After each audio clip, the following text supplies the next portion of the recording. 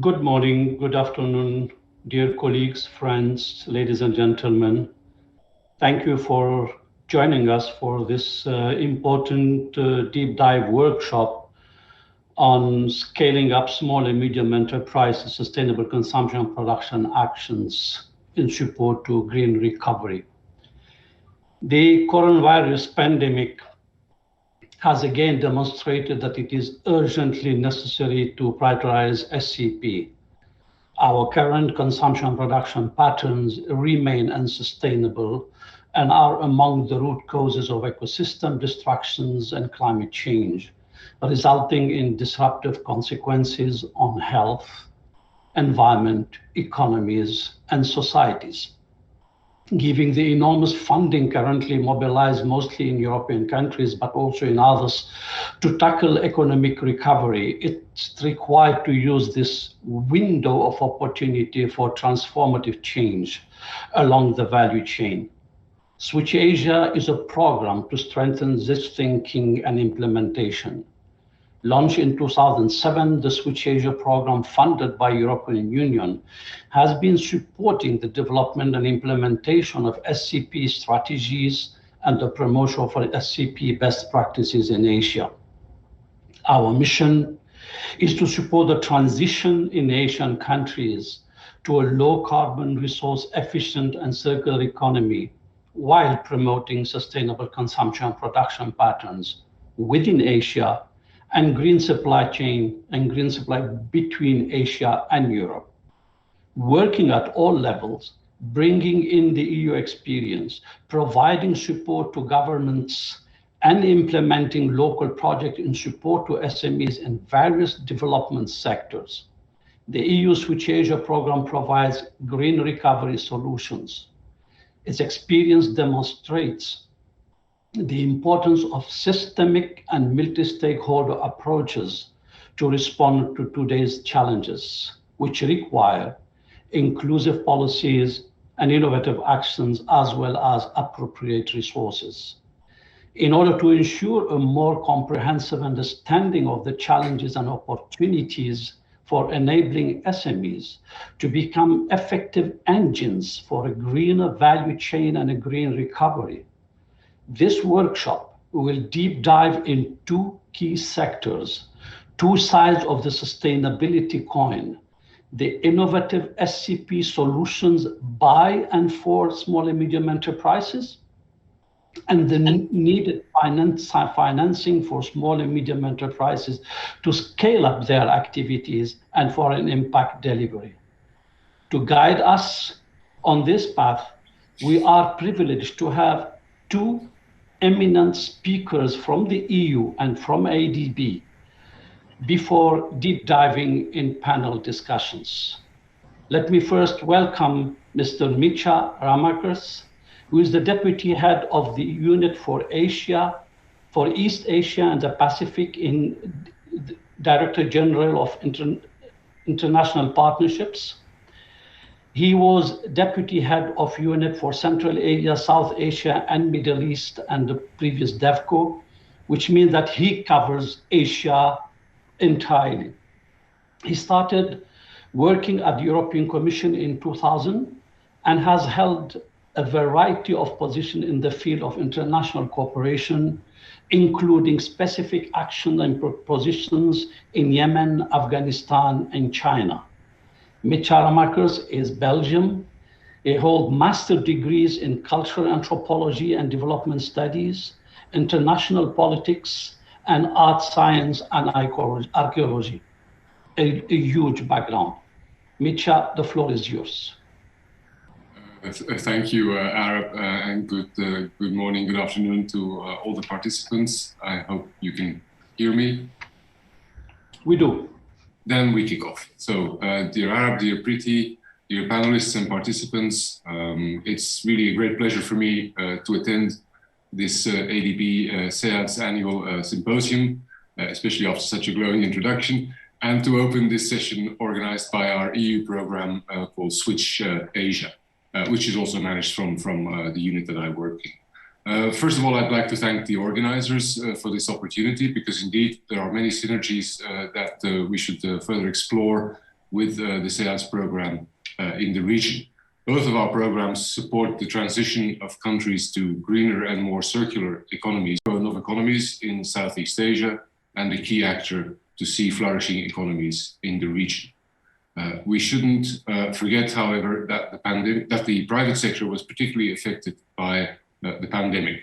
According to a recent ADB publication, COVID-19 generated losses to the region's GDP of around 160 billion US dollars, which would be equivalent to about 4.5% of its GDP.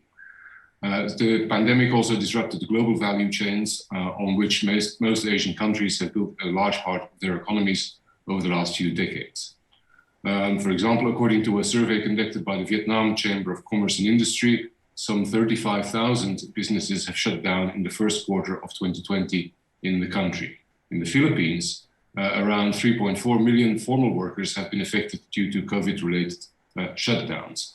So these are just a few examples, but the situation doesn't look much better elsewhere in the region. Overall, we see ever more clearly that our unsustainable consumption and production models are highly affecting our environment and thus leading to the spread of health crises. We need to prevent further shocks in the future, clearly, for the good of our societies and for our economies.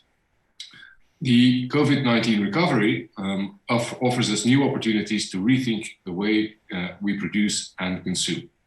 Through these 2 days in this symposium, we and you have been discussing options for Southeast Asian governments to prepare viable recovery plans and to establish useful mechanisms for managing this. The EU itself has put in place several tools to support the recovery of its member states.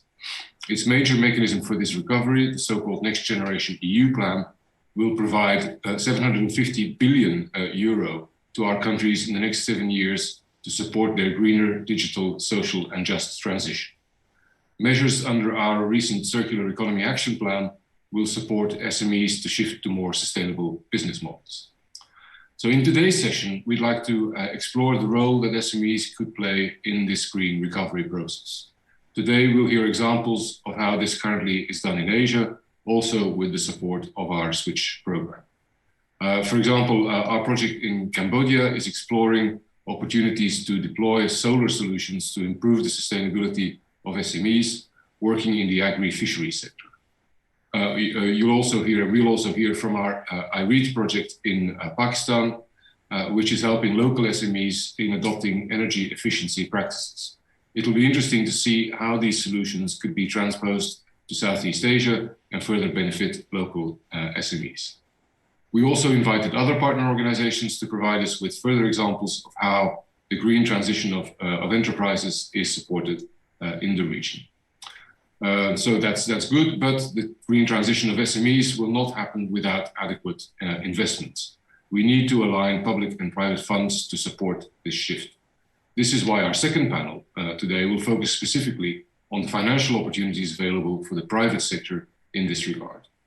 In Asia, SCP-relevant SMEs or technologies are often excluded from formal financing through banks or investors. They need to search for alternative financing options, and often this is unsuccessful. This, of course, hinders the transition to more sustainable modes of consumption and production. That's one reason why the EU is now preparing its European Fund for Sustainable Development, EFSD+, in short, and you'll hear that acronym quite a lot in the future, which will make guarantees and blending opportunities available to help partners to respond to the impact of the pandemic. Our instrument will support operations promoting low carbon, green technologies, and de-risking of sustainable economic activities in line with the work being done under the EU Sustainable Finance Action Plan. Our colleague Melanie Kengen from our investment team will provide us with more details today. We will also engage with representatives of the Association of the European Development Financial Institutions, who will explain how the EU is currently supporting companies benefiting of energy efficiency solutions through the Electrify investment program. This is a great example of how to de-risk investments and allow private investors and development finance institutions to deploy capital that could not have been invested, that they couldn't have invested otherwise, with an ultimate greater benefit for SMEs around the world. I'd also like to welcome representatives from Adelphi, Climate Works Australia, and the Stockholm Environment Institute that will deliver presentations focusing on their activities. Finally, but importantly, I'd like to thank Ms. Preeti Bandari from the ADB for accepting to be with us today. So on that note, I would like to thank you all for your attention and wish you all a very fruitful discussion. So back to you, Arab.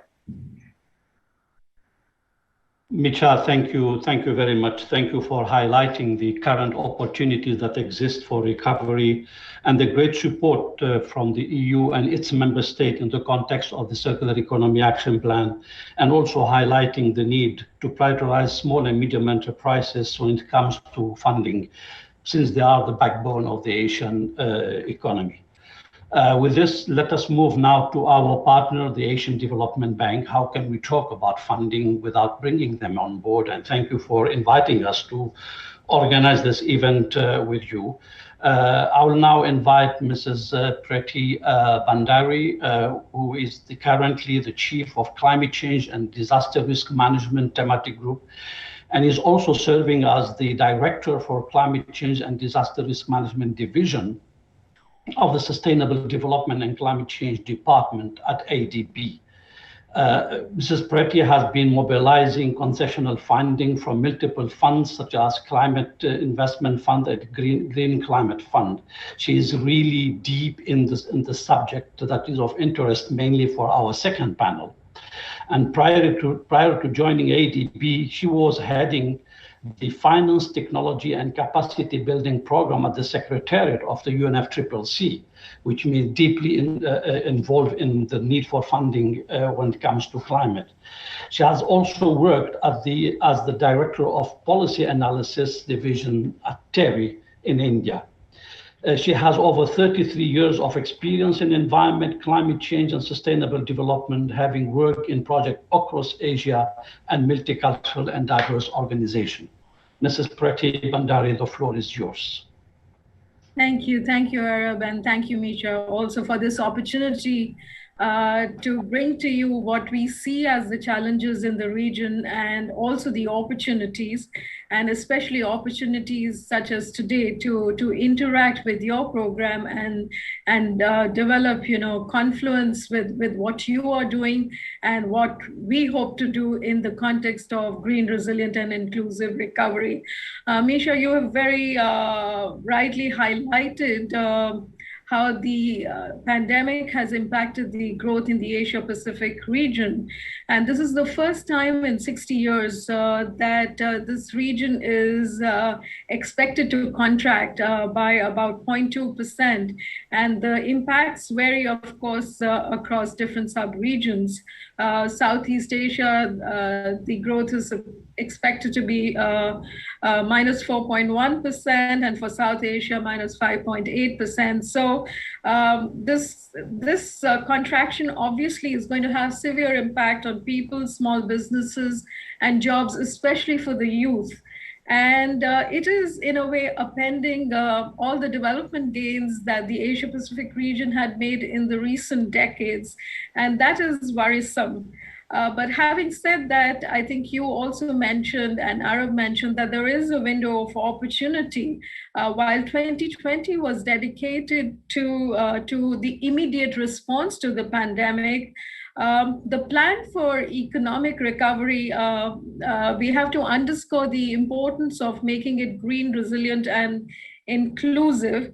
And while we do focus on the poor and small businesses and create jobs, we also cannot afford to forget the climate crisis, which is at our doorstep, and the importance of building resilience in the broader construct, not only economic resilience, but environmental resilience also. And in that context, the role of economic recovery. And what I'd like to highlight over here also is that we don't have the time, the luxury, or the resources to deal with each crisis separately. And that is where where we have this opportunity to now ensure that the investments that we make are also taking care of the longer term crisis that we all have been talking about, having signed on to the Paris Agreement on climate change. And having said that, there is now ample evidence being provided that, green recovery choices in some sectors maybe create more jobs, be it related to interventions in the energy efficiency sector, be it nature-based solutions. And again, in a study undertaken by ADB for the Southeast Asia region, we have estimated that green growth could result in 30 million jobs by 2030. So we need to change that narrative that it's not only, the traditional kind of investments that create job and economic growth, but there is that opportunity and different avenues for creating jobs through green interventions and making that narrative strong and providing the evidence base to the governments in the region. So the focus that we have today on SMEs in this context, I think, is very, very relevant. And we thank you for organizing this discussion today, which is, I would say, very timely. And what I'd like to highlight from ADB's perspective is the recent, if I may say so, developments, which are also channeling us in that direction. The first, of course, relates to our Strategy 2030, which was adopted in 2019, and which was, I think, very forward-looking in talking about a vision of sustainable, resilient, inclusive, and prosperous Asia Pacific. So the word resilience was, embedded in our Strategy 2030 even before the pandemic hit us. And the pandemic has obviously brought to the fore how unprepared we have been in this context to different kinds of risks and shocks. And it's also a wake-up call, I would say, to help us now, give due cognizance to these kind of risks and how these impacts then, first unravel with the poorest and the small scale sector and the SMEs, because our response was also, in 2020, an immediate response in these sectors. So what we're trying to do through our Strategy 2030, of course, the overall vision is includes resilience, but there is a specific operational priority also on enhancing climate action, building climate and disaster resilience, and also enhancing environmental sustainability. And through this particular priority in our Strategy 2030, we have also adopted some ambitious goals for financing, cumulatively 80 billion in climate financing between 2019 and 2030, which translates into about 6.7 billion per year, and also ensuring that by 2030, 75% of our operations would be green, would include climate mitigation and adaptation considerations. So this is a significant ambition that ADB has outlined even before the pandemic. But coming to the current situation, in the President's planning directions for this year, there is a clear enunciation that we need to balance between the COVID-19 response and the need for a green, resilient, and inclusive recovery. And it clearly outlines that we need to have a package of measures to improve livelihoods, provide relief to businesses and people, stimulate the economies, but also lay foundation for long-term structural reforms and a transformative shift to resilient and net zero societies. So I think that is after the last 14 months or so, this is the first time that we are hearing that need from senior management to ensure that while we are enabling our economies to kickstart again, let's not forget the climate crisis and how we can build in climate action into whatever recovery investments we are making. So that is something very encouraging for us. And in that context, if I can give you a few examples, work that we are undertaking, which will put us on this path, is, of course, the Green Recovery Program under the ASEAN Catalytic Green Financing Facility that we have established. And we are taking it this week to the Green Climate Fund as well for financing this Green Recovery Program for Southeast Asian countries. And perhaps this is the first at-scale Green Recovery Program that ADB is launching. And in that context, again, the work that is being done through the Switch program, the pilots, how they can be scaled up through lending under this program, I think is an opportunity for us to explore further together. The second example I'd like to give you is through our private sector-led trade and supply chain finance program. And as all of you know, SMEs make up 96% of Asian business.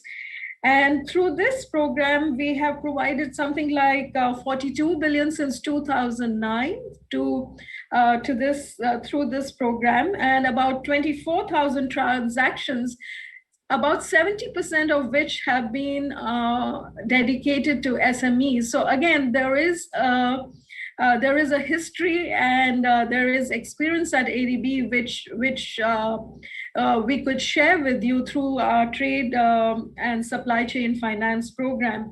But what is encouraging through this is also that we are dealing with 240 banks in 21 countries.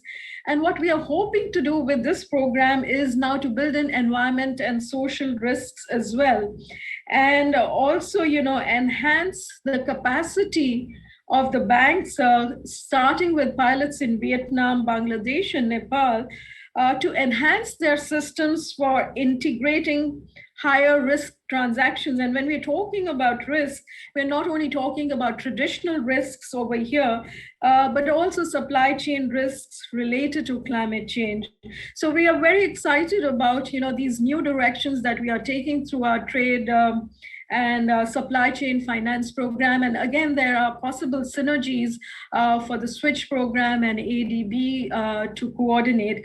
And the final example that I'd like to give is related to, again, a community resilience partnership program that we have recently launched at the Global Adaptation Summit. And this is again going beyond the traditional ADB investments and big infrastructure to look at how investments at the community level could build resilience and how to ensure that financing flows to the local level, the community level, and how the decision making is also devolved at the local level. And of course, the obvious examples that come through that would be funded through such a program would relate to agribusinesses or the community-driven development programs. And we are very excited about this shift also in ADB financing.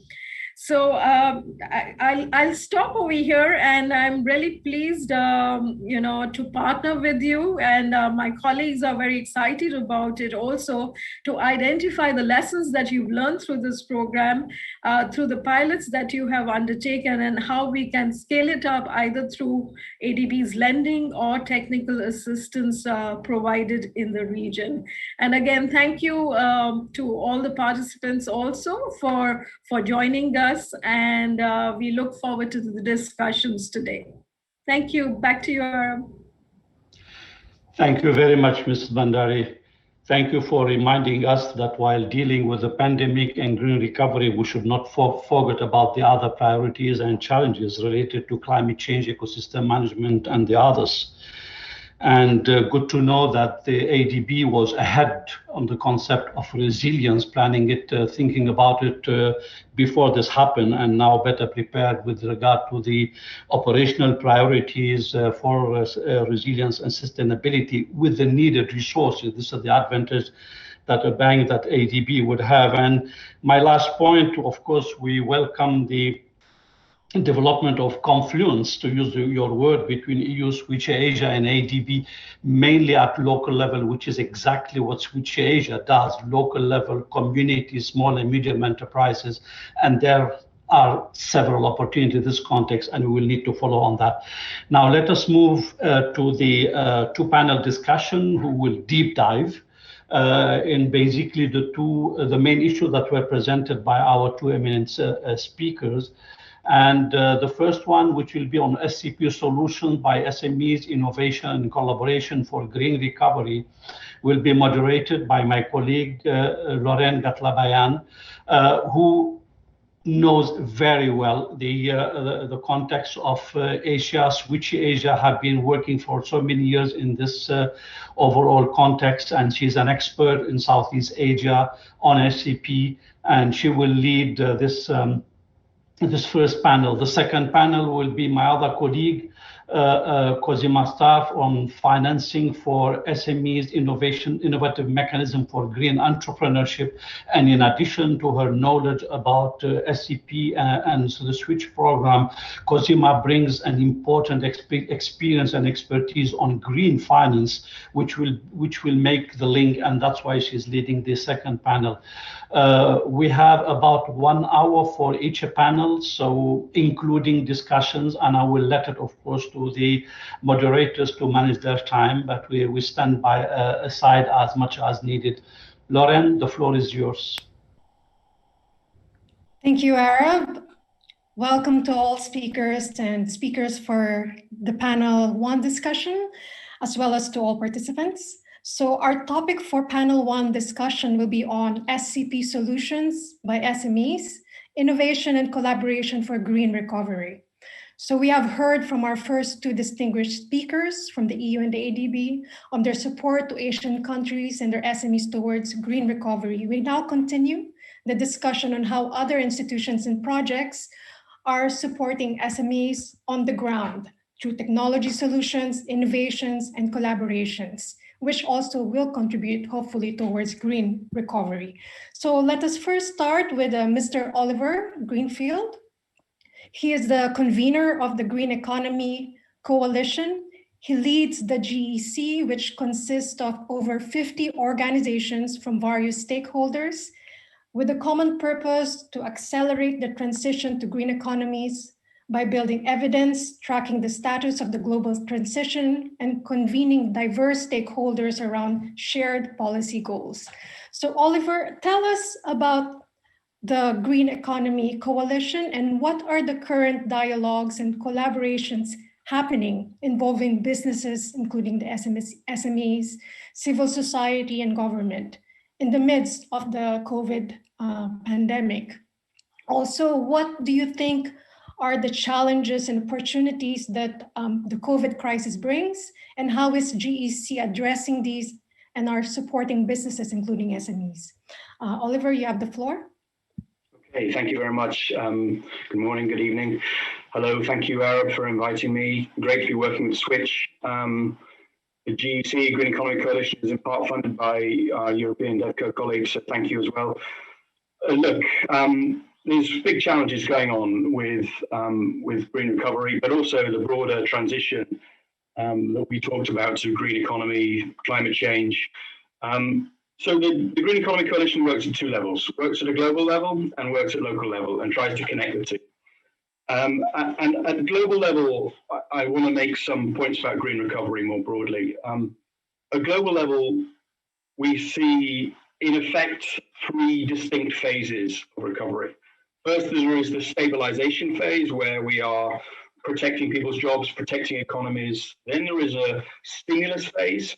And then, if we're super smart, there is a more structural phase. And that's a lesson from 2009, the financial crisis, where there were a number of governments that decided to do some green stimulus, notably South Korea. Now, the question is, what gains did they make? They made some, moving towards different industry sectors. But the big lesson was that unless you follow through with the structural support to your economic transition, the stimulus can be lost. The gains of the stimulus can be lost. And what I mean by that is, if you put a lot of money into building a renewable sector, but you maintain your fossil fuel subsidies or your general current economic conditions, then you don't necessarily make the most gain out of that stimulus. So there is a really smart thing here to actually put in place both stimulus, green stimulus, but also start to support structural change.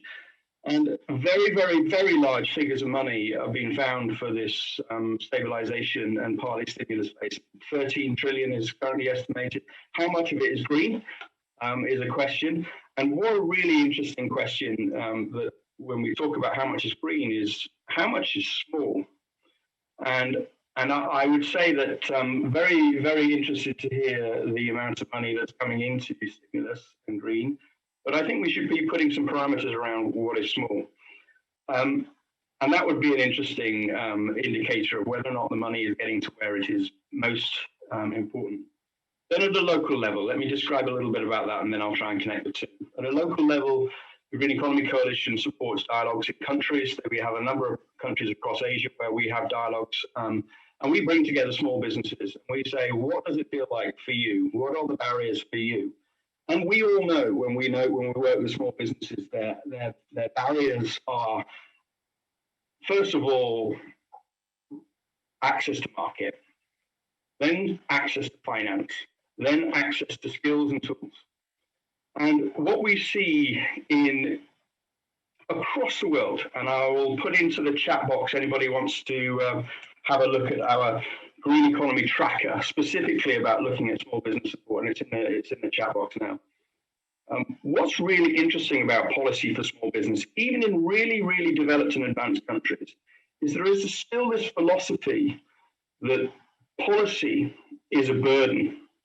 And therefore, even in the European Union, you find quite often sectoral policies which exclude small business as an assumption that you are reducing the burden and that the policy is more applicable to large business. But what that does is it takes away the opportunity of thinking of policy as a supportive policy, explicitly focusing in on the needs of small businesses and recognizing what they contribute. But we do see some good some good policy. France is particularly good. And again, I recommend the tracker to look at what they do about specifically identifying the challenges of business, small business, and specifically focusing their support to support that small business. And therein lies the question, which I hope starts to connect the local to the global. The idea that in this stimulus, when we move from stabilization to stimulus to structural, we explicitly give attention to supportive policy for small business. And what I mean by that, and again, it's in the tracker, but really, really good practice. One of the biggest challenges that small businesses have is, do they have a separate a recognized legal form for a social enterprise or a small and green enterprise? Is it recognized? And when we talk about taxonomies for green investments, we also need to be sure that the money is connecting to what is defined as a small green business. And that definition is a game changer. As soon as you have that definition, and you also have the definition within the finance of what is a small green investment, then you start to connect legally and from an investment perspective, both the definition of small business and the definition of finance. And then you start to see the money flow much, much more easily. So legal recognition of social enterprise is absolutely a game changer. Then we're talking about policies that is about sustainability training and support schemes for greening SMEs, entrepreneurs, specific training, specific expertise, specific support, bringing them together, understanding. We see in some places, we see eco parks for them to support that ecosystem to evolve collectively. And that's a really, really key area of creating an ecosystem of those small green businesses so that they can evolve together. Look, this is a big journey, and I don't want to take up, there's many people who want to speak on this agenda, but I think that recognition of small businesses, legal identity of them, recognizing that finance needs to connect to them. And when we talk about big numbers of finance, and there is a lot of finance, the finance culture is about big numbers, yeah? And I want to see a gradation of that. I know that when I was working with a green finance index here in London, you needed a market cap i.e. a market value of £10 million to be included in that market cap, to be included in that index. Otherwise, you weren't big enough to be included. Yeah. So 98% of all businesses are probably excluded from the investment indexes that exist in the private sector because of that size. So big numbers don't necessarily mean big change. We want to see smaller investments. And our understanding of when you have big banks, you have big business investment. Small green banks, distributed financial systems, and that's a segue into your next section, really is an enabler for small green investments. And access to markets, recognition of the importance of that, and the access to markets needs some help, needs some assistance. And so I would encourage our policymakers not to exclude small business as an assumption burden. I would expect them to go the extra mile and really understand that putting small business square and center in the policy is really important. And that when we set some big numbers, we set big numbers not just on how green they are, but how small they are. The final thing I want to say, and it is the elephant in the room whenever we have these conversations, is a recognition that in most of the economies that we're talking about, 70 to even 80% of small businesses are informal. Yeah? And that makes it even harder for our policy frameworks. So again, number one lesson for this is recognition of those stakeholders and the aspiration to engage them and to include them in the conversation about what works for them. And that's what we try and do. And I hope that that's enough for a start for the conversation. Thank you very much, ladies and gentlemen. Thank you, Oliver. And you're right, and the COVID crisis has not changed the fundamentals of economy. So the coalition continues to support stakeholders toward the transition to green economy. That's very important. And we've taken note of the two levels, the global and local level, on how we approach green recovery. And just highlighting what you said, it's really important to recognize the small and medium enterprises and for them to have the recognition and to include them in the conversation, especially in policy making decisions. Thank you. So let us now go to Dr. Julia Shamon Madsan, who is the Director on Strategy and Partnership at the Economic Research Institute for ASEAN and East Asia, or AREA. So Julia works in close connection with ASEAN policymakers, as well as regional and global organizations to support the ASEAN process of socio-economic integration and also support areas activities in various areas such as innovation policy, entrepreneurship, startups, and the fourth industrial revolution. So AREA had a series of talks last November focusing on ASEAN micro, small, and medium enterprises in a COVID-19 world. And one of the key messages from the report developed based on the talks is mentioning that sustainability practices across ASEAN MSMEs are gaining traction and will be key for building back better after the pandemic. And can you tell us, Julia, more about this and the other key messages that emerged from those webinars, the issues that were discussed, challenges and opportunities for ASEAN MSMEs towards post-pandemic economic recovery? And what do you think are the necessary interventions or policy frameworks we need to support the SMEs? The floor is yours. Thank you very much, Lorraine. I hope everybody can hear me clearly, but I guess this is the case. Excellent. Thank you very much, Lorraine. Thank you very much to the organizers to having me in this very interesting conversation at the panel today. As Lorraine mentioned, these are issues we work extensively on at AREA. We work very much on support to MSMEs, the green transition, but also innovation and sustainable development.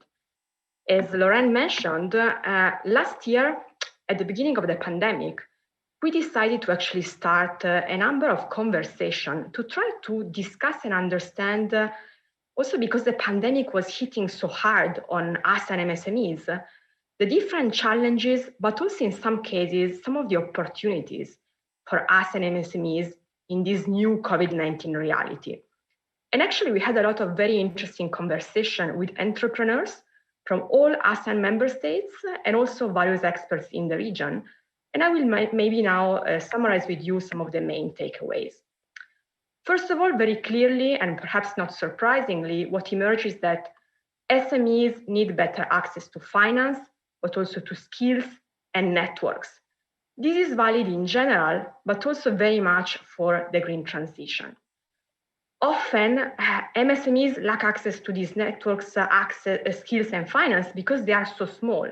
And let's remember that across ASEAN, I'm saying MSMEs, and the first M of the acronym is actually very, very important because across ASEAN, SMEs tend to be very, very small.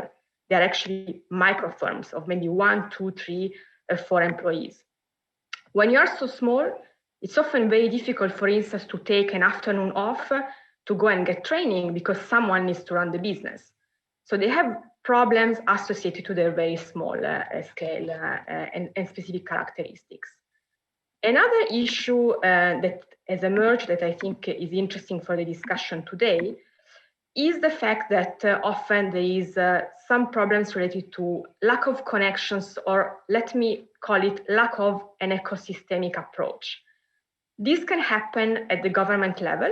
For instance, let's think about the fact that often there are lack of synergies between different ministries or governmental agencies.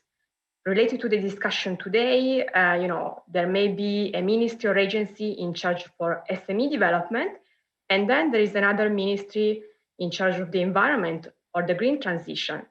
And there may be missed opportunities in terms of coordinating policies enacted and developed by these different agencies. And then when I refer to the ecosystemic approach, I think it's also important to remember that we are talking about a global challenge, a challenge where all of us, different stakeholders, different actors have a very important role to play. So something that I think is interesting in Southeast Asia, and it's also consistent with trends elsewhere in the world, is the fact that pattern of consumption and preferences are also changing. Southeast Asia is a young region, and we know that millennials and Gen Z consumers, for instance, they tend to have much more conscious about environmental issues, sustainability. So in a sense, and that also brings us hope, there is a big push, and there will be a push in terms of demand in the years to come, which will put pressure on many different actors, including the business sector, larger and smaller companies, to adapt and also exploit these market opportunities. And then I was mentioning now larger and smaller firms, because they're also part of the ecosystem. And what have we observed during the pandemic in the region is actually the emergence of a very interesting partnership between larger and smaller firms, where actually larger firms were particularly proactive in get there and provide training for us and MSMEs very quickly because they wanted to contribute to the emergency and somehow provide support. And this partnership that actually were created primarily to provide digital related skills to MSMEs is something that I think is very interesting and could be better understood, and also something that could be replicated in terms of green and more sustainable transition. I think that that's all for me for now. We have many panelists, and probably we will receive many questions, so I will give back the floor to Lorraine. Thank you very much again. Thank you, Giulia. And it's really important to see that you mentioned how policy is also affecting SMEs on the ground, and how there are also difficulties in terms of access and support. In terms of the lack of connection of and synergies. And it's really interesting that you mentioned that there are partnerships evolving and emerging between large and small firms. And it's really supporting in the supply chain. And this is opportunities that we can see also emerging. For example, in the SEED project, so thank you, Gulia. Let us now move on to Mirko Zerker. And just to show us how these partnerships are happening between SMEs and also the support provided by organizations such as SEED. And Mirko is the SEED Green Recovery Specialist and head of SEED Asia. And he is currently leading the Green Recovery Ecosystem Building Program of SEADS in Southeast Asia and Africa. And he has developed and enhanced its global incubator and accelerator program, positioning its awards and support scheme in SEADS. So Mirko, could you provide to us more information about how the SEADS Green Recovery Ecosystem Builder program is supporting SEADS and connecting SMEs to pursue eco-innovation practices? And with the current situation, what do you think are the barriers and challenges that are faced by SMEs, and what are the interventions and support mechanisms that are needed as part of green recovery? Mirko, you have the floor. Yeah, thank you so much, Lorraine, for this introduction, and also thanks to the Switch Asia facility and also ADB for having us. I think it's kind of great to be part of this kind of family, and I think also with sharing a lot of the sentiments that Oliver and Julia had shared earlier. I think we are basically, since 2002, a program which has supported more than kind of 300 MSMEs, which are more at the kind of accelerator stage, which we would really call kind of the small and growing businesses. We also work with the micro enterprises, which are often the ones which are only kind of starting up. Some of them with very kind of different trajectories. The ones which we call winners, most of them have a very kind of steep kind of growth trajectory, which at a certain stage are really either already medium or are becoming really medium stage enterprises. And all of them have at the very common thing that they are applying eco-innovation practices as a kind of core business. They are in waste, agriculture, energy, and biodiversity, and having really making a business model based on kind of eco-innovation. And we are supporting them really hand in hand on the ground. We work with them kind of locally through non-financial and financial support. The non-financial support is normally something for a period of 6 to 12 months, and financial support are small grants from a different size, from smaller scale up to 40K USD, where we support them over a year period and really go with them through business, financial plan development, and connect them with finances. Having now this kind of experience of SEADS kind of turning 20 years next year, and we know basically again Switch Asia and is a kind of great program which also supports kind of SMEs on the ground, and we basically also have seen that this is kind of very critical from a green recovery perspective, because we interviewed them as part, we have gone in touch with more than 30 of them as part of our kind of COVID resilience study, where we basically actually, when talking to them and identifying with them the kind of challenges that they have and also kind of the solutions that they were working on, many of them said, we are actually alone, we are up to us, right? It's up to us to go through the pandemic. And the only ones which are helping us are either partners along the value chain, or the investors that have provided us funding with, but most often governments, we cannot really count of them. This we have heard across the board.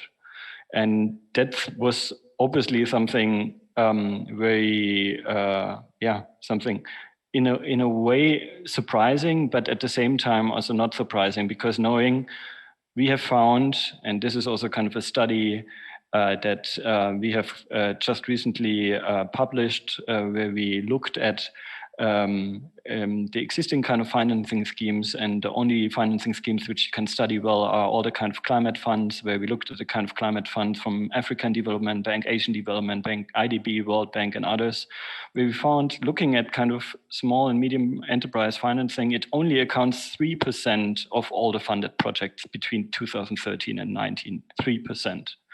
We see, I mean, a lot of governments would talk SMEs are the backbone of our economies, but at the very end, when it comes to funding that is available, and this is of course one of the really kind of crucial aspects, it's not happening. And this is where I agree also with what Oliver shared, this whole kind of taxonomy, this kind of recognition of those enterprises, but also understanding beyond recognition, these enterprises need finance is a kind of really kind of crucial aspect, because only through this kind of taxonomy and through this kind of recognition, we can move one step forward. And I think what Oliver also shared, what we see quite often, there is still a big discourse on social enterprises and social businesses, but this kind of green aspect is often in a way overlooked in this whole kind of definitions. And this is also what we are kind of pushing forward in kind of particular when it comes to the recognition of this government. Looking at our kind of green ecosystem builder program, that's the second part of our support, where we work with policymakers, financiers, and also the incubators, accelerators, or program implementers in country on green recovery. And as part of this kind of program, we have now in Southeast Asia and Africa worked with about 60 individuals and organizations to develop this green recovery ecosystem builder programs. And what we have found there at the very end, doesn't matter if it's a program which focuses on agriculture or waste topics or generally MSME topics, the critical point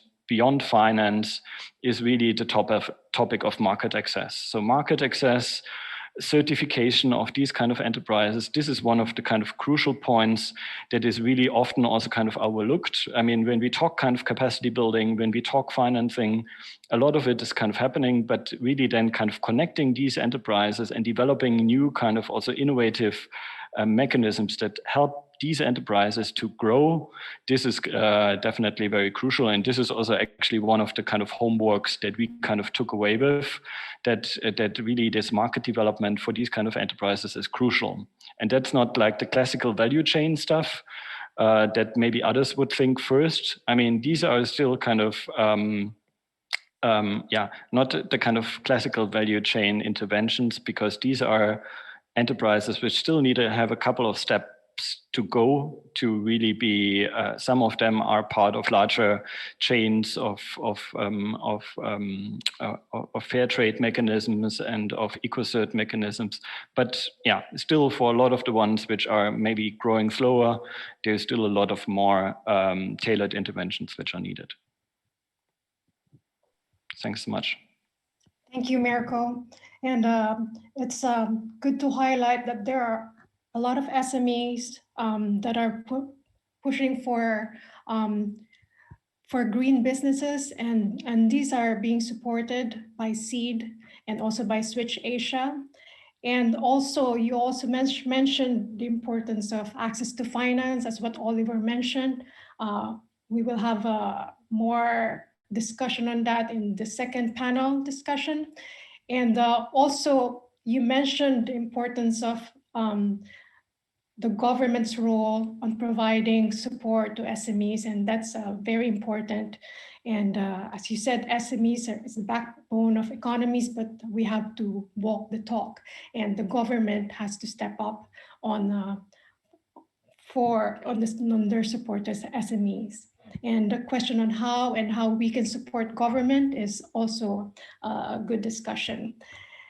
And thank you, Mirko. So now let us hear from a Switch Asia project. Let us hear from Mr. Kazi Sabir.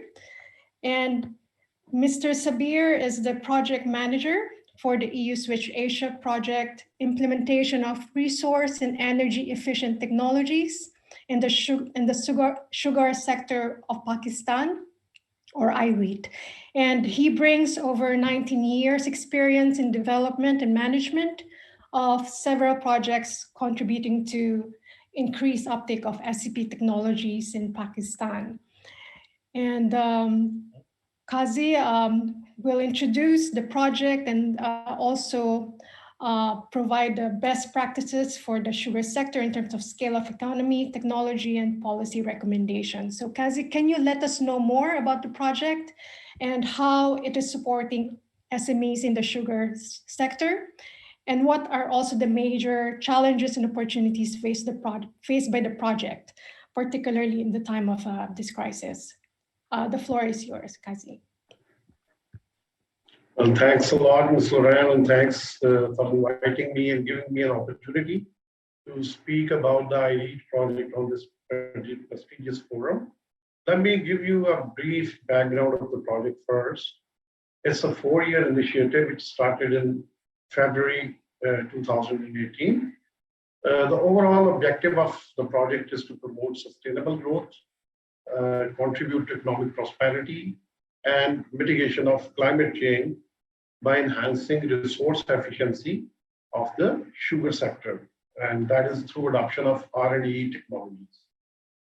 IHT, which is Iqbal Hamid Trust, is the local organization who are leading this project, and we are partner with the very well-known German company CSCP, the Collaborating Center on Sustainable Consumption and Production, Wuppertal, Germany. Then we have the key associates in the project, like the National Energy Efficiency and Conservation Authority, which is the national authority to implement energy efficiency in all industrial sectors of Pakistan. And we have State Bank of Pakistan, and plus we have the Pakistan Sugar Mill Association. As to the sugar sector of Pakistan, let me give you a brief overview. There are 83 functional sugar mills in Pakistan. However, most of them use outdated or antiquated technologies, due to which there are a lot of inefficiencies in the process, which results in wastage of energy and biomass resources. So these practices ultimately lead to the increased cost of production. Just to give you an example, that the sugar mills in Pakistan have energy consumption, say, in the range of 1250 megajoules per ton of cane crushed, which is much higher compared to what we observe in India, which is around 935 megajoules per ton. Or, just to give you another idea about the parameter, how we measure the efficiency of sugar production process, that is called steam on cane ratio. In Pakistan, the average steam on cane ratio stands at around 52%. Whereas in other regions, it is around 35% or even below 35%. So one of the basic objectives of the project is to bring down the steam on cane ratio for the sugar sector. If that ratio can come down, that would mean that it would result in increased availability of bagasse, which is a byproduct of the sugar production, and that bagasse can be used for increased energy production. In addition to that, the other aspects of the sugar sector we are focusing on are the boilers, the low pressure, inefficient boilers. They typically have an efficiency of 65 to 75%. So the project is focusing on the retrofitting of those boilers. Well, before I go into detail of what actions we are taking to improve the overall efficiency of the sugar sector, let me give you an overview what the challenges they are currently faced with. As I mentioned earlier, that they are using antiquated technologies. When we approach them or any solution provider like the technology equipment manufacturer approach them for an energy efficient equipment, they are reluctant to install it because since it's a new technology, so they anticipate certain risks with its operation. The other major barrier to implementation of SCP technology in sugar sector is the inability of the solution providers, the equipment manufacturers, as well as the service provider. When I say service provider, I mean the energy auditing firms or the consultant who can carry out a detailed energy audit of these mills to find out that where the opportunities exist for the improvement of the process. So there is a sort of an inability on part of these firms to provide standardized services or solutions. Perhaps the biggest hurdle, I would say, is lack of access to finance for the resource and energy efficiency technologies. That, to my mind, is the biggest issue. And finally, on the regulatory side, though we have the National Energy Conservation Policy in place, its primary focus is on the energy-intensive sectors like textiles, cement, fertilizer. Sugar sector is not in their focus. So these were the barriers or the challenges that we analyzed while we were developing the concept note or proposal for this project. And based on that, we adopted a three-pronged approach. One addresses the regulatory side, the policy. The second one addresses the access to finance. And the third one is the technical side, which focuses on capacity building of the sugar millers as well as the solution providers. So let me begin with the regulatory side. On the regulatory side, we are working with National Energy Efficiency and Conservation Authority to revise the policy in such a way that it provides a conducive regulatory regime for the sugar sector, not only for the sugar sector, also for the other industrial sectors as well, for implementation of resource and energy efficient technologies. For that, we have engaged international policy experts who will carry out the international and regional best practices analysis, and that will feed into the revision of the national energy conservation policy. So once the policy is in place, the next phase would be to disseminate it among the sugar millers and the other relevant stakeholders. On the access to finance component of the project, we are actively working on development of a refinance facility to provide loans for energy efficiency projects. Let me tell you briefly that when we approached the State Bank of Pakistan initially, they asked us to develop the facility from the scratch. This is done to develop that refinance facility from the scratch. But later on, they said that since they already have another facility which is called the Renewable Energy Refinance Facility, which provides loans for renewable energy power projects. So they thought probably it would be better that if they enhance the scope of that existing facility to include the resource and energy efficiency projects. For that, they have asked us to carry out the financial and technical risk assessment of typical energy efficiency projects and present them with the results. Based on that study, the State Bank would be in a position to see whether it is feasible to enhance the scope of that facility or not. So we are assisting State Bank of Pakistan on that regard, and we are pretty much hopeful that the facility will be revised. The local office EU delegation in Pakistan is also helping us on that. Micha is also on board with us on that. So we are working on that to overcome that challenge. On the third component of the project, which involves the capacity building of sugar millers and the local solution providers, we have engaged international technology experts, the firms, which will train the local technology or equipment manufacturers how to design standardized R&D technology, for example, falling film evaporators, roller mills for the sugar sector. So they will provide training to them. On the other hand, the same company will do the capacity building of the sugar mills on how to select an energy efficient technology. And besides that, we will also be training the service providers, the energy auditing firms. That would provide a sustainability factor for the project. So once the project is over, there would be firms available in Pakistan who can provide auditing services to sugar mills at a much cheaper rates compared to when these sugar mills approach the international expert to carry out the similar energy audit. Likewise, training of technology provider would result in indigenization of international technology. So these are some of the basic measures that we are adopting. Besides, we are also helping sugar mills in we intend to carry out energy audit of 70 sugar mills. We may not be able to do that for the entire 70, but we hope that we will at least touch 40 to 50. For that, we will prepare detailed energy audit reports, identify the precise area where the opportunity for improvement exists.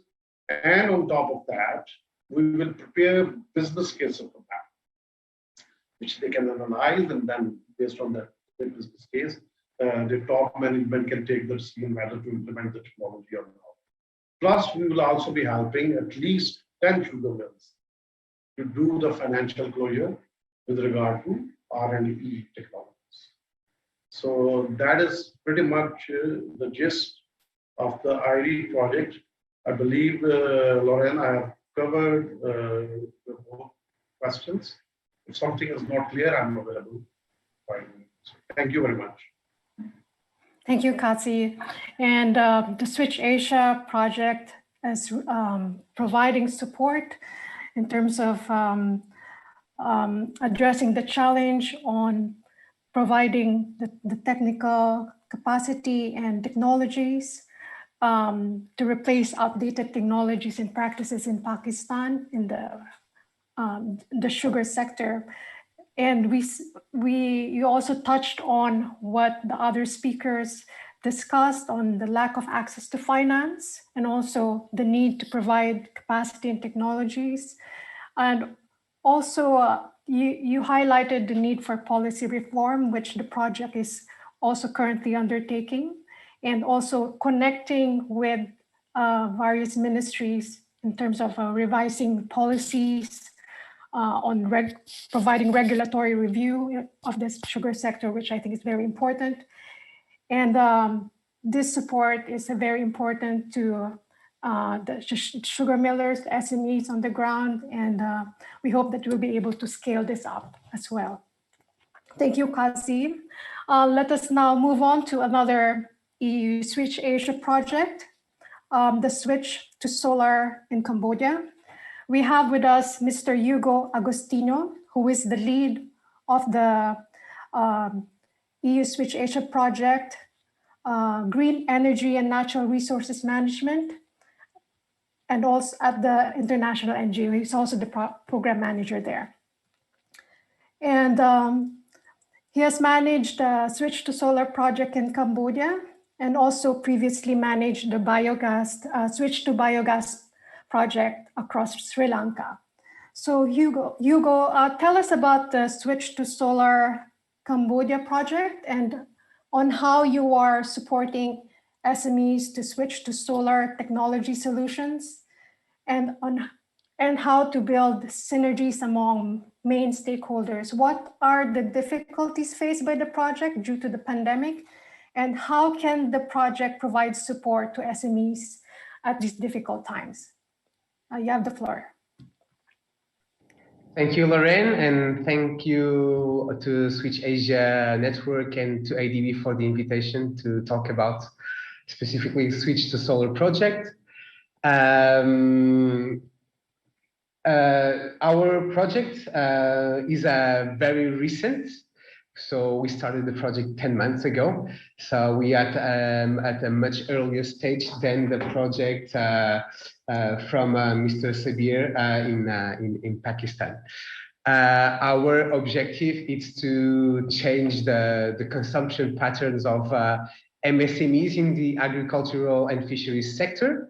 And by changing those practices, we expect also that they will lower their production costs by lowering their energy bill, since the most part of the agricultural and fisheries sector relies on the electricity coming from the national network or from other non-sustainable sources such as generators, diesel water pumps. What we do, we work with different kind of SMEs. We have SMEs in the side of the supply, and we have the SMEs which are the end user. The SMEs that are the end user are the agri-fishery sector MSMEs. And on the side of the supply, we are working with the solar technology providers. We are working with them to give them access to the market, to the agri-fisheries sector. The support we provide is on the side of the solar technology providers. We are building. We are trying to prove them that there's a business case to expand their networks throughout Cambodia, and to increase their sales of solar technologies to agri-fisheries businesses. We are going to support them on their business development and the route to access the market by working with them to establish a sales network and a retailers network in Cambodia. This goes hand to hand with also discussing with the financial actors in Cambodia, and also making the business case for microfinance institutions to prove to them that there's a larger enough market in Cambodia for them to get involved in providing access to finance, whether to the SMEs that are on the supply side, and especially to the agri-fisheries MSMEs. To support the SMEs on the agricultural, on agri-fisheries businesses, we are trying to demystify certain thoughts about solar energy. Because in the market, there are some poor quality products, and many of the SMEs in the agri businesses tend to not trust certain kind of solar technologies. So by having switched to solar projects and seeing us as an independent stakeholder in the market, we are building their trust on bringing specific SMEs that are selling products to the market, and also demystifying that the current solar technology providers in Cambodia don't provide a good after-sales service. So by supporting, we are building the trust of agri-fisheries sector on the fact that it is possible to get access to quality solar technologies and to good after-sales services. So basically, this is how we are supporting MSMEs here in Cambodia. And I'm really happy having heard Oliver and Julia and Mirko talking about the access to microfinance, because this will be a key point also in our project. So, and to have financial access for the SMEs that are working on the supply side, so that they can invest more on research and development, and to have good quality products to the market. So they will need access to finance to do this kind of investment. And also, obviously, in the MSMEs who are the end users in the agricultural sector, so that they can have an easier access to these kind of technologies. Now we are at the step that we are starting to develop this sales network.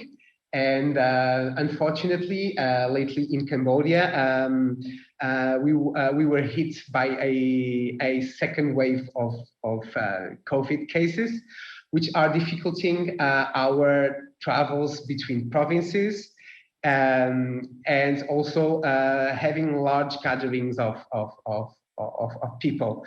So at the moment, until we can get back to the field and really work on our sales network, we are now investing our time on better building our business case with the solar product providers and also with MFIs, in order that we can immediately go to the field after the restrictions in Cambodia are going to be lifted, hopefully. So basically, this is what we are doing in terms of supporting MSMEs in Cambodia specifically, and these are our main barriers due to COVID at the moment. Thank you, Hugo. And the project is really has been a platform, as you mentioned, providing information on solar technologies to SMEs in the agribusiness, and also a platform to link financial institutions to provide access to finance to SMEs. So thank you for sharing us information about the project. We now go to our last speaker, Mr. Guy Halpern, who is the policy analyst at the Environment Directorate from the OECD. And Guy provides targeted analysis and policy recommendations to governments and industry on sustainability policy dialogue, on inclusive solutions for the green transition, which implies to untitled policy objectives, inclusive growth and green growth. So after hearing from our previous speakers on SME support and work on the ground, we would like to hear from you on how we can create opportunities for a green and inclusive economic recovery from the pandemic, and how can SMEs be supported? You have the floor, Guy. Thanks, Lorraine. And thank you to all the other speakers. It's been a lot of very, very interesting interventions already today. I just, considering it's a huge question, obviously. And so I'd just like to pick up on a couple points that have been made so far. Maybe first, what Julia mentioned about having a whole of government approach. This is something that we at the OECD think is absolutely vital when it comes to supporting green SMEs. In terms of our work in the ASEAN region, we have a collaborative project called the COPUS project, which is it's funded by Canada. It's the Canada OECD project with ASEAN SMEs, which Iria was also a big part of. And as part of that, we created a guidance for supporting policymakers in facilitating the green transition for SMEs. And it's going to be published very soon, hopefully. The OECD publishing process is quite long and cumbersome, but soon it will be out. And in that, we sort of recognize 3 different areas in which governments can support, policymakers can support green SMEs. Regulatory solutions, tools, financial tools, and communication tools. And Oliver already mentioned, I think, the challenges that a lot of governments have around regulatory tools in terms of not wanting to apply them to SMEs for fear that they will burden them. But they can actually be a way to facilitate the green transition. But to do that, there really does need to be a whole government approach. We see very often that what happens is there is work on supporting eco-innovation, there is work on supporting green SMEs, but it's separate from the overall support that's made towards SMEs and helping them develop and helping them grow their export potential and helping them grow domestically. And quite often it tends to target specifically eco-innovative SMEs. So SMEs that we already consider within the, the green economy sphere, the green economy realm. So what Hugo is talking about with his project in terms of supporting agro businesses in adopting greener measures and integrating renewable energy that definitely chimes with that in terms of, we think there's a lot of potential for supporting not just those eco-innovative ones, but reaching the vast majority of conventional SMEs, specifically micro and small SMEs, that although access to finance is obviously a major issue, and I'll leave that aside for now because I think that's going to be discussed in the next session, but also just access to information and the ability that government has, whether it's at the national level, but also at the regional or local level, to provide that sort of information, to provide the business case of how SMEs can benefit from adopting more resource efficiency, more cleaner production techniques is enormous. But it is facilitated if that guidance is within the overall support that governments provide for supporting SMEs. To provide one quick example of that working in practice, it's not from the ASEAN region, but it's from a project that we're doing with a different region, with the Caucasus, with the country of Moldova. And they have quite an active small medium enterprise development agency. And they've now integrated a green SMEs plank within that work. And what they found is that access to finance, yes, is an issue, but it's also that SMEs don't necessarily think that it's a worthwhile investment in the first place. So what we've supported them developing is actually an online tool, a website that SMEs can go to. They can input their information in terms of what industry they're working in, what their current resource consumption is across water, electricity, what equipment they have depending on the industry, the size of their enterprise. And they can get, first, what they get immediately is they get recommendations that are generated based on information in terms of these are some preliminary steps you could take to enhance your resource efficiency, to enhance your cleaner production approach. And this is potentially what kind of savings you could look at in, across similar enterprises. And then what is also the next step, which I think is extremely helpful, is they get additional resources in terms of where they can find them, but they also get put in contact with support that's localized to their area. So depending on what part of the country they're in, they'll get put in contact with local government, and as well as with other programs that are currently ongoing. So for instance, in this case, there is RECP clubs, resource efficiency and cleaner production clubs, which are peer-to-peer sharing networks of information. And so through this, and also they're linked up with the potential to apply for grants, for matching grants for their work. So the idea is that, I think as Oliver was getting at as well in his first intervention, is that on the banks, in some ways, it's easier to get access to 10 million euros or US dollars for a green investment than it is to get 10,000 quite often. So this connects them to local sources of access to finance, and it also provides them with the means to make the business case and to map that out over the years of what the repayment period will be, and what technology they'll get. And through this, it actually becomes something tangible and something practical. So in terms of how we can support the green economic recovery, I think it's trying to go beyond just the eco-innovative SMEs and trying to really reach the vast majority of SMEs that would benefit from becoming greener, even if they're not technically green SMEs after that. Thank you, Guy, and for emphasizing the importance of access to information and the need for platforms to link SMEs and to network and to get information on access to finance. And just to highlight that it's also important to convince SMEs the business case on how they can benefit from resource efficient technologies. And we are not just talking about green SMEs, but also the SMEs to become greener. So that's a very important point. So we don't have time actually, but we have two questions from the audience, which I would like our speakers to address. And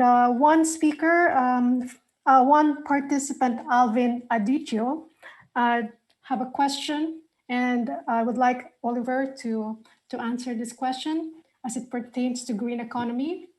His question is, first, is there any practical approach to implement the green economy in the broader community?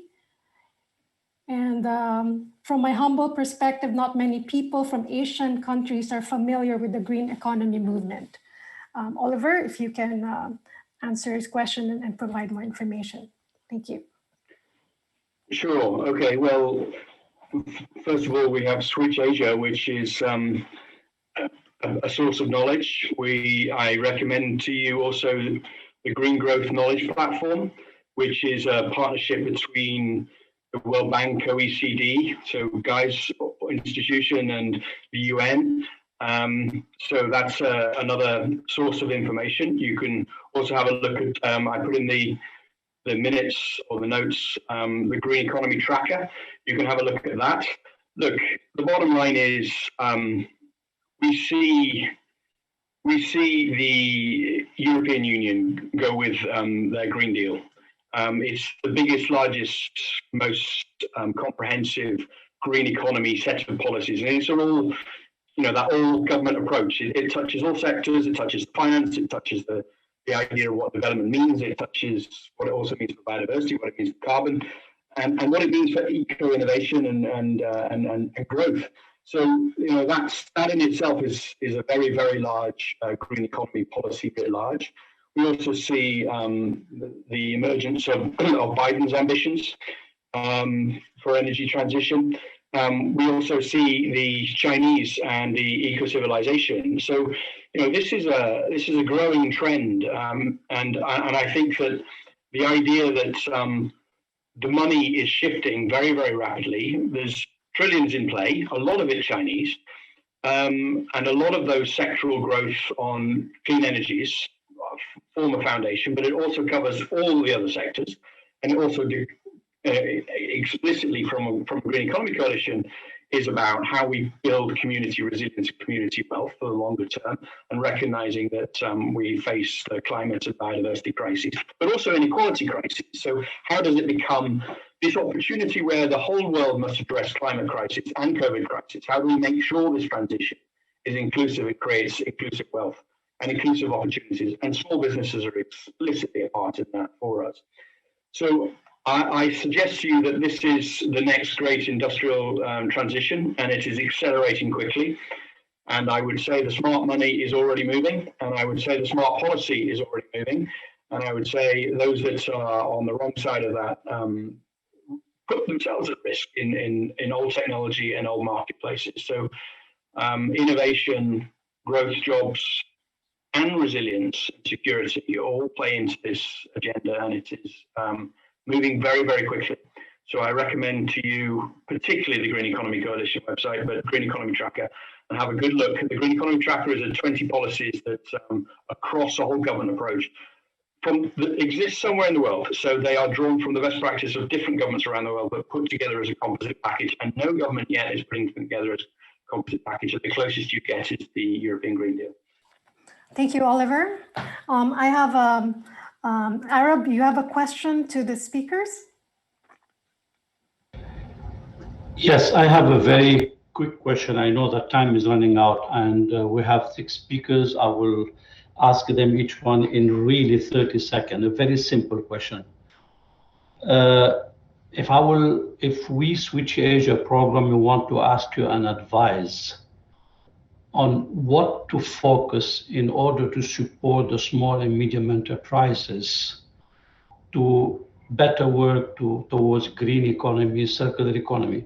Don't tell about finance, leave finance for the next. So please don't refer to what would you take as one suggestion for us, Switch Asia, where we should focus in our today in the next program? One topic, 30 seconds each, please. We can go by the order as it was before. Oliver, if you want to come in. Recognition and legal entity definition of what is small and green. Perfect, thanks. So then, Julia? Skills. That's below 30 seconds, but certainly, I mean, as you said, finance is very important and you will discuss it over the next panel. But MSME workers, managers, entrepreneurs also need to have the skills to make the transition possible. And let me add that into skills, it also goes, being able to recognize emerging opportunities. I was mentioning before that, again, the other question was about the fact that the green transition, maybe there's less awareness in Asia, but there's a huge and growing class of millennials, Generation Z consumers that are increasingly aware. So for many MSMEs, the transition towards more sustainable products or services, tourism has been heavily affected by the pandemic, but let's think about ecotourism. It's also a big market opportunity because the future generation of consumers will be much more aware of these issues. Thank you very much. Can we go to Mirko? Yeah, I mean, building on this argument of market access, and I think your colleagues from Switch Med, that they had once this nice kind of Switch product platform. I think this could be a nice aspect to showcase better a couple of like these kind of really eco-innovation products which are coming out of the kind of products and facilitating for them kind of market access in case they want to sell to Europe or within Asia. I think this is still somewhere missing. Thank you very much. Kazi, Sabir? Kazi, you're with us? Yeah. Yes, please come in. 30 seconds. Well, it was access to finance, but you categorically said that don't mention that. Then I would say that maybe the capacity building and awareness raising of the MSc top management regarding the key aspects of circular economy and the green recovery. I mean, most of the MSMEs or SMEs are typically not much aware about awareness raising. Thank you very much. Hugo? I would say the branding of green MSMEs. MSMEs could have access to belong to a group of that is a brand which has to do with green SMEs. Excellent, thank you. I like very much how short you are and punctual. Guy? Awareness raising of the economic opportunities of going green and capacity building and skills development so that they have the tools to go green. Thank you all. 6 very important points. I pass the floor back to Lorraine for conclusion. Thank you, Arab. Okay, so we don't have time. We have to move to the next panel discussion. Thank you very much to all speakers and for the important contribution that you have given in this workshop. Thank you, and back to you, Arab. Thank you, Lorraine. Thank you, colleagues. I will not go one by one. And it really was extremely interesting, and we will do our best to take the substance and try to see how we can further improve our work from that. And of course, as it was in the title, look for partnership and work with you later on. So we don't stop at this meeting. We will follow with each and every one of you. So thanks again. Thank you, Lorraine. And let us now move. That's why I didn't want you to reply on finance, because finance is coming now. So now the floor is for Cosima as a moderator and with her 5 panelists. Cosima, the floor is yours. Yes, thank you very much, Arab, and thank you to Lorraine and the excellent panelists for giving us such a great basis for our panel. My name is Cosima Starr, and I work as expert for the SEP Switch Asia facility, including on the topic of finance. And I'm very happy to moderate the financing panel today. All of the panelists are actually financing practitioners and SME experts on the topic of how financing for SMEs and innovative mechanisms for green entrepreneurship can contribute to the necessary scale-up of sustainable production practices by SMEs. And I'm joined on the panel by Gemma Verhoeven, who is Regional Manager East Africa and Asia at EDFI Management Company, and particularly working also for the Electrify Investment Program. Guntur Sutiono, who is Indonesia Country Lead for Climate Works Australia. Melanie Kengen, who is working for the European Commission DG INTPA for the East Asia and Pacific region, and like us, actually also based in Bangkok. Sanjoy Sanyal, who is an SME finance expert and a senior associate at Adelphi, and Josef Sahar, a senior climate finance expert and affiliated researcher at the Stockholm Environment Institute. And I would like to start our panel at the level of SMEs themselves with a question to Sanjoy, who has worked extensively with SMEs in India and across Asia.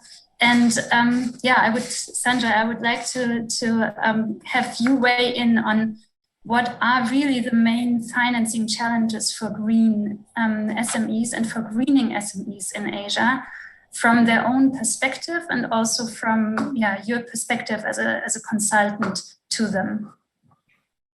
Thank you, Cosima, and thank you to the organizers. The main challenge of financing both green SMEs, or what has been called eco-enterprises in the previous session, and the vast majority of the SMEs, which is the greening of the SMEs, is really, in one word, the requirement of banks of collateral. Green SMEs, the eco-enterprises, are almost often first-generation entrepreneurs and do not have the necessary financial ability to provide collateral for bank lending, which is the main source of financing in this sector. Their balance sheets are often small, which means that you cannot move in debt indefinitely without destroying the balance sheets completely.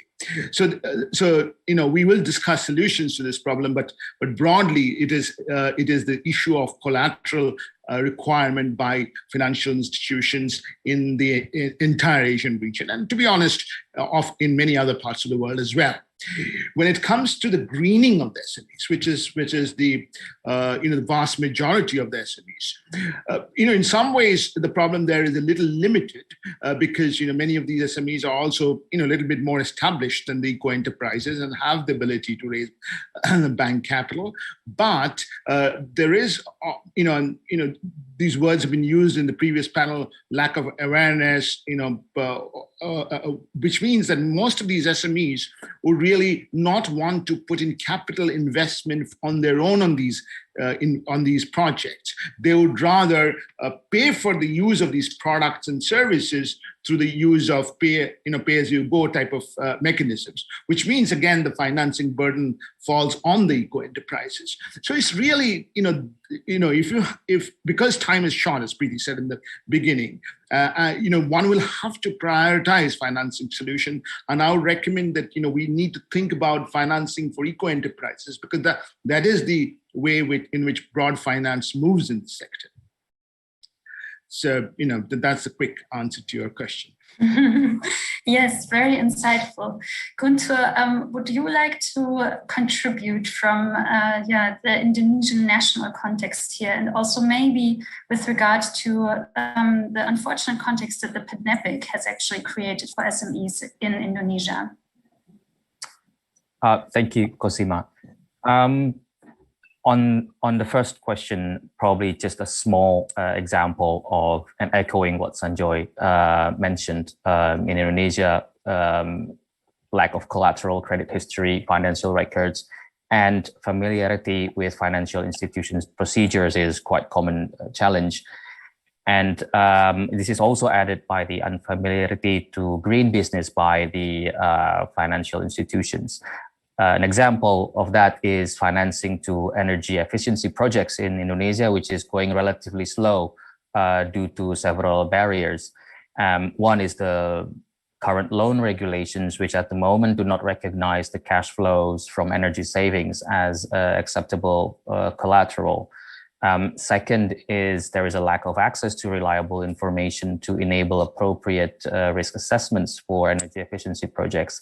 And of course, there is a perception of transaction costs are still too high by the financial institutions to be able to provide loan credit. That is just to add what Sanjoy asked. But And to continue on the pandemic, yes. So overall, the pandemic changes the prioritization of financing in developing countries. This is added by increasing fiscal deficit and external debt repayment issue. Last year, Indonesia, for example, allocated almost $8 billion for SMEs recovery, and mainly that is in form of interest subsidy, loan guarantee, tax subsidy, and direct cash assistance. Earlier in her opening remarks, highlighted one of the most important thing, and echoing her, an important question for us in for example, Indonesia is how to make our recovery financing more green. So the narrative which we are working together with other stakeholders is that green recovery financing will help getting the business back more resilient, bring unemployment number down, which last year increased by almost 2% year on year due to COVID, lowering the urban poverty, and at the same time brings us closer to reaching our climate goals.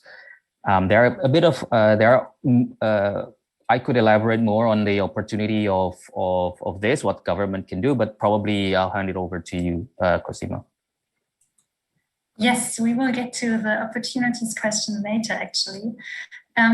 I would like to ask you, Yossi, with regards to innovative financing instruments. So we've heard a lot about the challenges that SMEs face, but what are those financing mechanisms that can kind of bridge the gap for SMEs and make it easier and more, just more accessible for them to access the regular and the regulated financing streams, as for example by local banks? First of all, thank you very much for the organizers and Cosima for this panel. And it was very interesting to hear also the previous panel and all of the issues which of course relate to finance. And the challenges that were just introduced by the previous two speakers. And I think that the one aspect that was also mentioned before is scale, and how can we actually provide finance? How can we bring the investors the risk return proposition that they wish, while we have small scale SMEs and small scale activities to be financed at local level? And we are talking here about international climate finance that needs to come from international markets, perhaps capital markets, in order to reach the scale which is required. So a lot of it has to do with in fact tackling those small issues like collateral, as was mentioned by Gunther, as was mentioned by Sanjoy, and actually having solutions, long-term solutions, sitting down together with stakeholders and finding solutions that tackle those areas. But on the other hand, we need to provide the finance. And doing so is a challenge, because we need to bridge in, especially in developing economies, we need to bridge the risk return that is expected by capital markets or other institutional investors. And the answer for that is to do with catalytic finance, with in fact providing the incentives, I would say the first loss, or that part which is a concessional finance by donors. And I think we will be hearing from Melanie from EU about such schemes. And also the approach needs to be regional. So if we look at a facility like the ADB's ASEAN catalytic green finance facility, this is something in the direction of actually providing a regional solution and therefore bringing scale into those small enterprises. While this could, in fact, such a facility could be taken to a private sector more angle, and providing, okay, let's have private sector come in, provide the regional facilities, giving scale for those SMEs, and actually provide the solutions. And here I also have to mention the Switch Asia's activities, and what I've also heard from the previous panel of how preparation could be made, let's say in Cambodia for solar fisheries, and how important it is to link that to financial institutions and make it bankable. So that support is also crucial, and in a way needs to be provided to the investor Also I would say the impact needs to be shown to the investor. Otherwise the international investors will not actually come in. So thank you. All right, Cosima. I would actually hand over to Cosima. Sorry, we just had some technical difficulties here on our end. I would actually like to link what of our invitees who both represent programs and or the DG INPA of the European Union. And actually, Melanie, I would like for you to weigh in on how Europe-Asia financial cooperation can help reduce the challenges that were brought up by Sanjoy and Guntur, and what role those innovative financing mechanisms that Yossi mentioned will play in these programs or in this cooperation. Yes. Hello, can you hear me? Hello, yes. So, well, good morning, good afternoon to all. First of all, I would like to say that I'm very pleased to be part of this panel, and thank you to all the organizer and also the interesting panelists we just heard in the first panel and just now. Actually, what I will say, I must say, will echo a lot that we heard earlier by Sanjay, Guntur, and Yossi. And I will briefly introduce how the EU can help reduce these challenges, and in the second part, try to provide you an example of a project setup in that regard. So amongst the EU tools for cooperation since 2012, actually, the EU has provided concessional sustainable finance through blending and guarantees. In our portfolio, we do have some projects providing finance to SMEs. From 2021, all our investment tools will be unified under what we call the big umbrella, which is the external investment plan. And more specifically, and Micha mentioned it in the first panel, the European Fund for Sustainable Development, which correspond to the first pillar of the external investment plan. This first pillar is accompanied by two other pillars, which will provide technical assistance. The first pillar, the second pillar of the, providing technical assistance should help develop projects. And the second pillar actually will work on improving business and investment environment. So that really echo to some of the remarks that we heard earlier on regulatory framework and business environment for SMEs to operate in today's world. So these are the main three pillars of our financial architecture. The EU grants for concessional finances are channeled via EU development banks and also ADB. Actually, we have a couple of projects with ADB. And well, I guess most of you know, but I will still remind that blending operation, what we call blending in the EU, typically, in fact, combined an EU contribution in the form of grant with loan, equity or guarantee or other risk sharing mechanism from public development finance institution or other financiers and including private sector. The ultimate goal being actually to crowd in private investors so that the public donors can at a later stage leave the scene, let's say.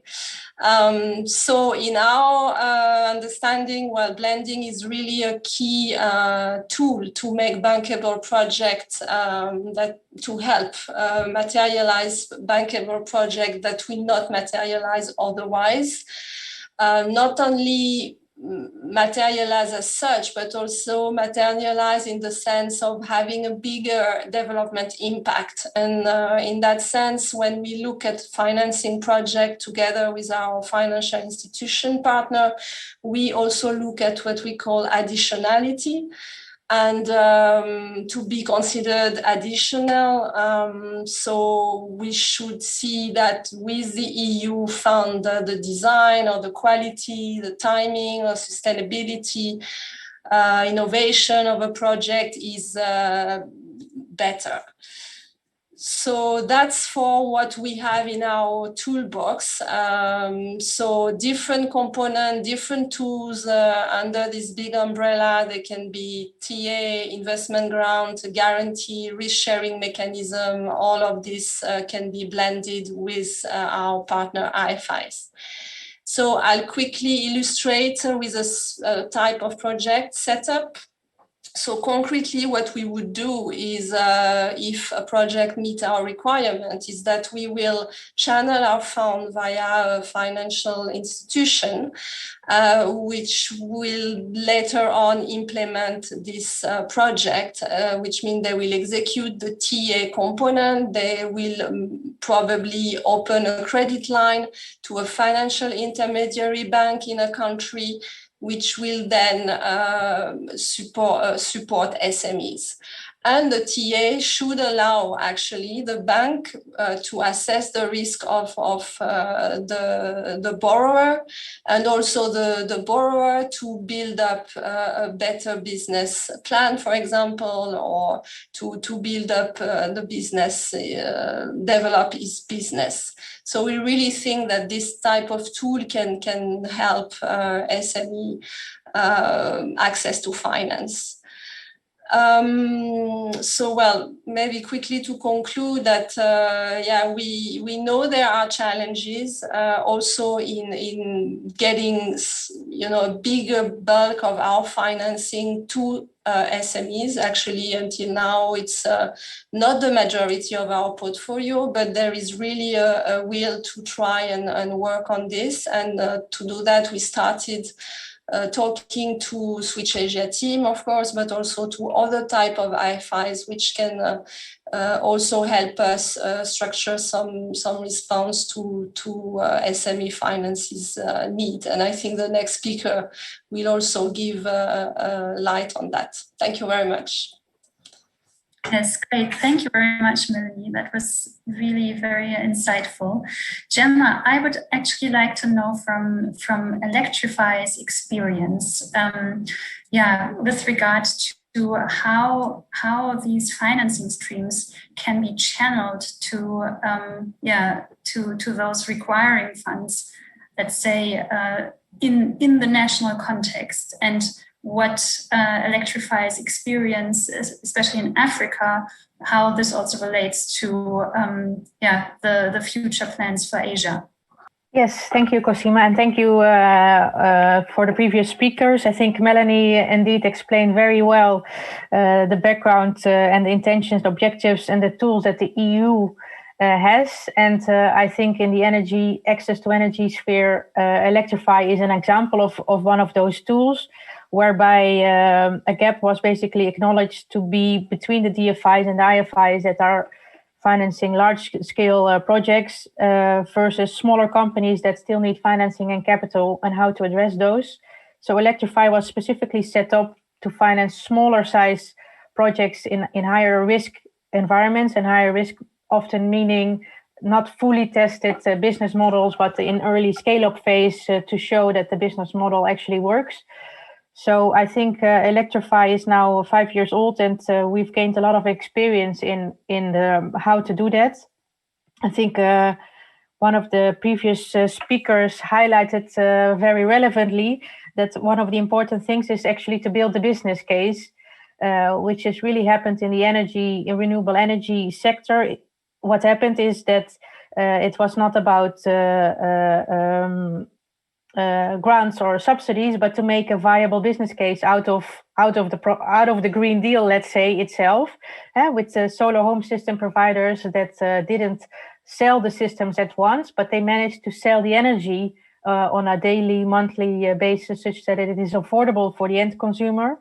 And there's a long-term incentive for both from the seller of the equipment as well as from the consumer in this case to actually consume and operate the system in a manner that benefits the consumer for having the energy, but also benefits in our case, for example, if we are to finance them, the impact is actually being made, whereas in some cases maybe a system is being sold and not being used, and we count it, but it doesn't really actually create the impact that we desire.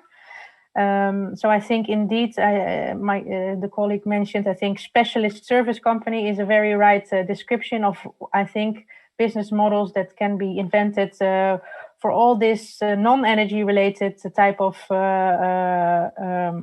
activities as well, in terms of waste or packaging and recycling. If there's a way to create a business model out of it that both from the seller and the buyer, there's a commercial incentive to actually use it, then that becomes a package that you can finance on a bankable way, because there's a revenue to be made and a long-term incentive for everybody to use the project properly.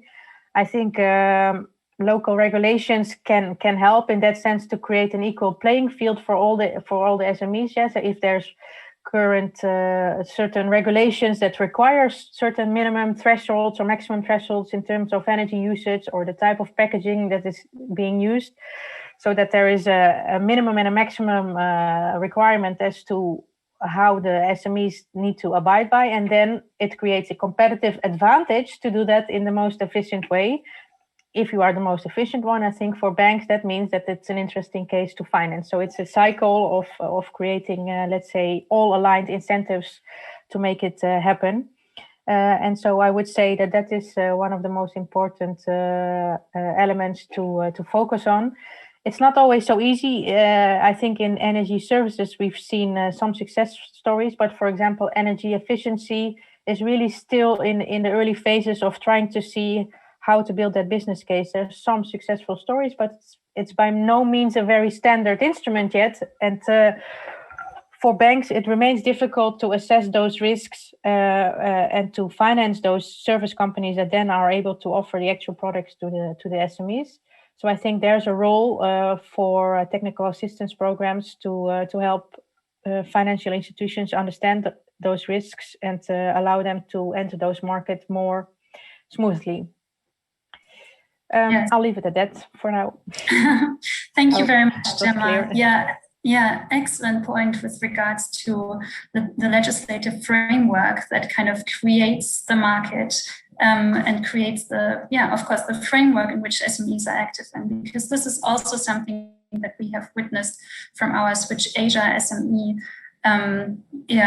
grant projects, that as soon as there is, a reliable framework with regards also to, pollution prevention, and it is being implemented, this is also when kind of business cases are created that do not have pollution, but rather have the cleaning up of industries at the center. And of course, we do have renewable projects, renewable energies projects, and also energy efficiency projects in the portfolio of our Switch grant program. But as I mentioned, these other sustainable production topics are of course also of very high relevance to the program. And again, of course, and I really like that this came up in the previous panel, the sort of systemic approach to the entire topic shows up again as of high relevance. You cannot change one screw in the system and expect for the whole to shift. It really has to be a bit more of a comprehensive and holistic effort. And this is actually where I would like to bring Guntur's efforts also to integrate green, its extensive recovery program. And you also mentioned additional ideas that you from Climate Works have with regards to the opportunities that, or at least the window of opportunity that the pandemic poses for the sort of green recovery trajectory that is being hoped for. Cosima, I missed first half of your question, but I sense I get what you are asking. So let me start to address, and if I miss anything, do let me know. So what are the opportunities as a country in national level? The pandemic brings a couple of opportunity in accelerating progress to create enabling environment. We've seen in Indonesia a movement to greening the fiscal stimulus and policies to promote climate smart investments. There is also a discussion on how to use public-private funding mechanism to de-risk or to reduce the risk and dedicate lines of credit to promote climate-related targets for businesses. But probably to focus on SME, it is important to at least three things. One, returning the access to supply chain. But the question is, what supply chain? So countries in Southeast Asia and Indonesia have several opportunities in joining the low carbon supply chain. And one way to do this is by looking at the competitiveness in low carbon technology. One of our study looked at the comparative advantage in Vietnam, Indonesia, and the Philippines, and found that from many examples, from many technologies, for example, Indonesia has comparative advantage in manufacturing of smart grid components, and which is often Indonesia is a product of SMEs. From the government side, investment in improving connectivity cannot be more urgent now. Governments can also optimize existing special economic zones, which already enjoy a number of fiscal incentives by facilitating green SMEs, implementing low carbon solutions or technology in there as a lab or to pilot the existing or to scale up the existing low carbon solutions, and or build distribution centers for low carbon products. And I'd like to probably highlight the last point is targeting financing to improve SMEs resilience, and especially resilience against climate related shocks. Some countries in Southeast Asia are very prone to climate-related disasters, and at the moment, what we need is a nationwide disaster insurance mechanism.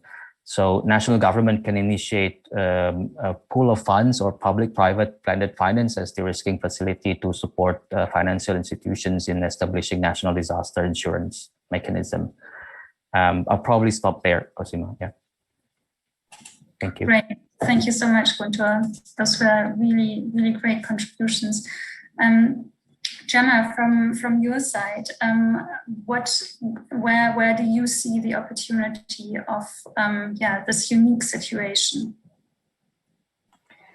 Yes, thank you. I think it was already mentioned also before that I guess this global challenge at the moment basically draws away a lot of attention from everybody to this topic. So it's attention, policies and financing, I guess, that are being addressed to an immediate need and taking it away from other opportunities.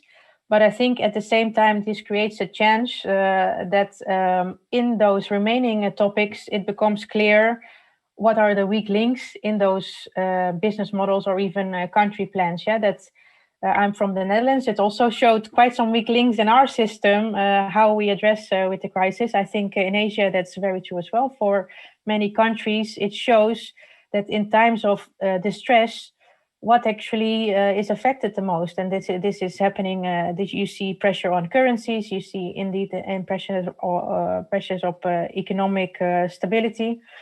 And so I think it shows it gives an opportunity going forward to address those weak links for the long term. because now they are exposed. And I think for the Green Deal package, it likewise shows an opportunity that when you are addressing certain challenges now, it is important to have a long-term view of what happens. And I think the Green Deal is all about having a long-term view and not solving short-term issues. So those hopefully combined can ensure that while addressing certain challenges in an economy, and likewise, I guess, in any business model, that it is important to always take a long-term view. And with that, I think sustainability is really the key point to address.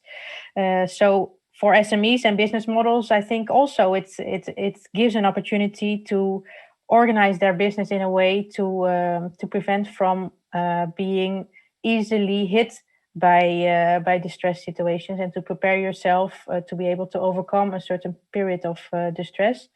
And my belief is really that focusing on all different aspects of sustainability is the way to do that. I think a second point is that complete new business models arise because of the COVID pandemic. It shows that home working is very important. We've seen in the renewable energy industry that solar home systems actually thrived by it, because it was much more important to also have reliable energy capacity at home. So new business opportunities were formed. I think also digital services grew. It's a lot of companies, organizations, including our own, realize that it's not always important to have a physical meeting, and actually a lot can be done online, as we are actually experiencing and doing, of course, in this event itself. And this creates also opportunities, for example, in the health sector, but also in technical assistance programs, and learning from each other from point one in the world to point B, to make sure that a lot more information is being exchanged, because people can reach each other much more easily if those digital services really, they had a really boost now, I think, to invest in those, and I'm sure that will stay, because I think everybody realizes the value it has, and it brings a lot of opportunities to offer lots of different new services to countries and companies that might previously have more difficulties to assess that type of service. So I would say those are two big opportunities that this crisis brings. Amazing, thank you. Yeah, those were really interesting opportunities that you flagged for all of us. And they are actually a very nice segue to my last question, which I would like to pose to Melanie and Sanjoy, to then be kind of wrapped up from a financial standpoint by Yossi, which is sure in the long term that investments are more attractive than fossil-based investments or investments that destroy or exploit ecosystems. Maybe I would like to start with Sanjoy from the SME perspective, then Melanie, and then Yossi from the financial sector perspective, because each of these different perspectives, of course, identify different. Sanjoy, you have the floor. Right, thanks. Asian SMEs are really, I kind of think of them in two different buckets. One is SMEs who are connected to what is called the global supply chain, supplying to international companies in food, textiles, plastics, and packaging. And the second is SMEs who are sort of catering to the domestic, growing business, growing economy, because the Asian economies have been growing pretty rapidly in the last few years. I think from the point of view of of the SMEs who are very closely integrated in the international supply chain.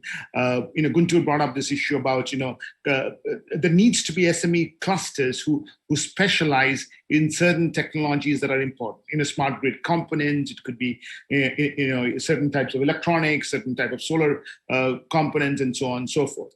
But it's also important to look at, from an SCP perspective, sustainable consumption and production, on the big things, garments, food, for which Asian SMEs are important suppliers to the rest of the world.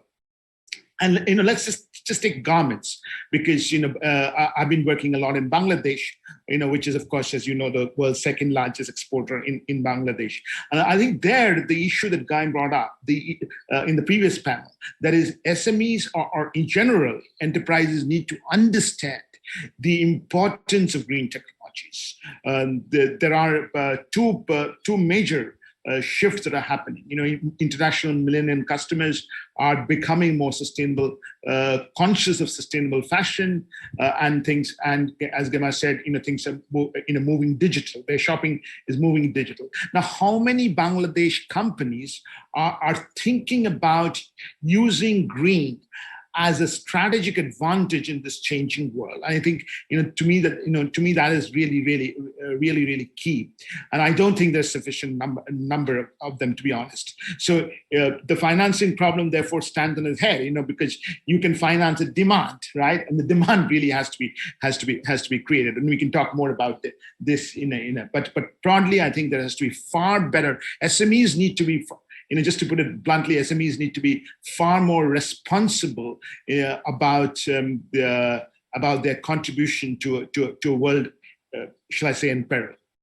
On the other side, which is, for example, SMEs who are supplying to the domestic economy, and I really want to emphasize on this ecotourism, which Julia brought up earlier. We really need to create business models around payment for ecosystem services, payment for making sure forests and the environment is protected, and how that can bring in tourism to dollars. How the boats that move around the South Thailand island can move from diesel to biodiesel using food waste from the resorts. And I think those are the business models that need to be coming from collaboration perspective. Thank you. Thank you, Sanjoy.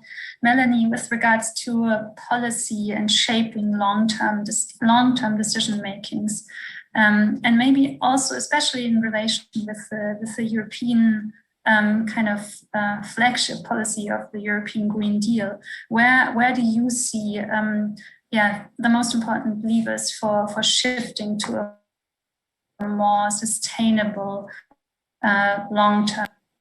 Yeah, well, first of all, I think we all have to be conscious that ensuring that in the long term green investments are more attractive is really a challenge in the context of the resources which will be scarce and the pandemic context. But nevertheless, probably having a comprehensive, fair and a green dimension, would remain for sure at the present in the EU development assistance and cooperation framework. I mean, you said it, we are working with the super big umbrella of the Green Deal in Europe and outside Europe as well. This is really the inspiration for all the work that we do. We promote it to the third countries, to our financial institutional partner. They also, most of them having a shift towards such policies. So, I mean, I think even if it's a challenge, we should all remain, let's say, positive. And I would like to mention 4 important points for the EU, I think, at least in the frame of development finance and in this financial architecture that I'm working in. I mean, the climate change issues will remain part of the dialogue that we have with the recipient countries and with the financial institution we work with the private sector and any stakeholders. So climate change really is at the core of also what we will be doing.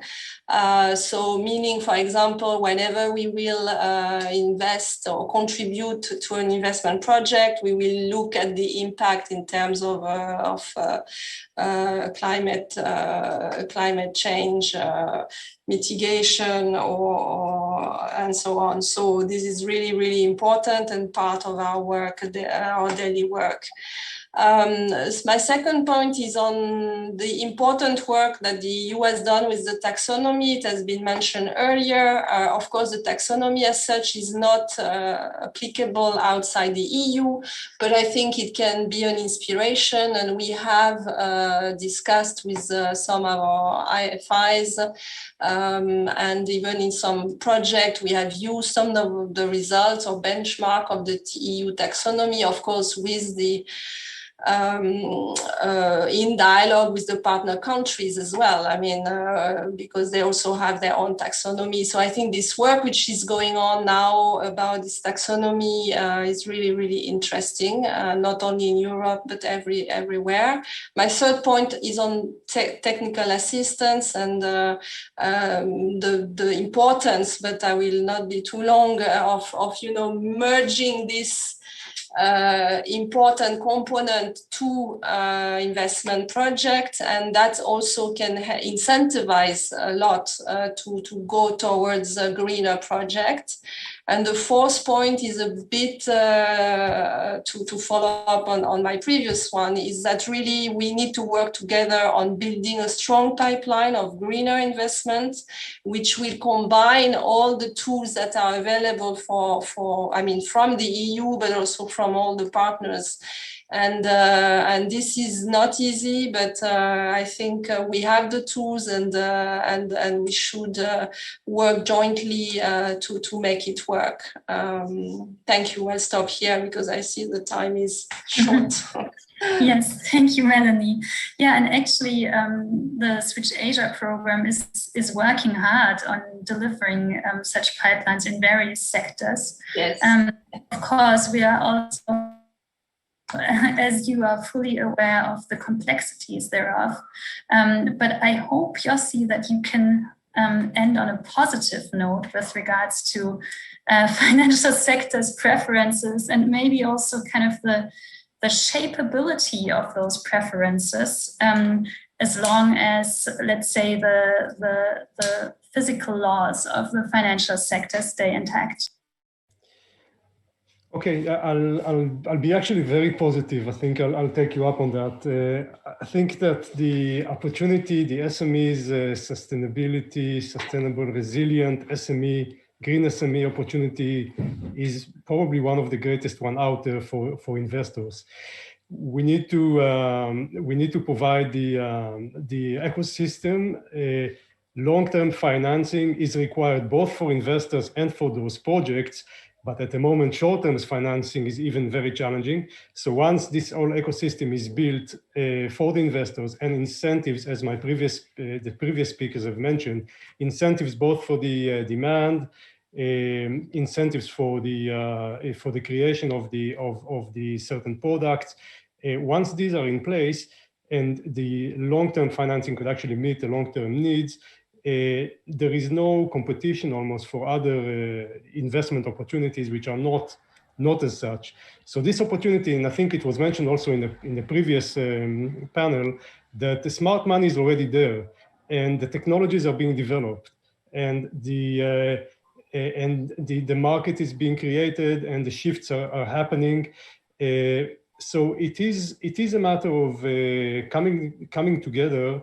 And providing the private sector with the right modalities that the private sector could put the funds in, and at the same time create the ecosystem. And if it is working with SMEs, as was mentioned by Melanie, kind of the technical assistant part is key to, in fact, for the transition, and also work with the policy makers is key, so this cannot be isolated. So of course, capacity building and technical assistance are very much a key in order to facilitate the transition and to have this, I would say, stream of finance, climate finance come into to SMEs and incentivize it at first, but then following the transition, the incentives could be taken out, because this will be an opportunity that everybody will want to take part of. Thank you. Great.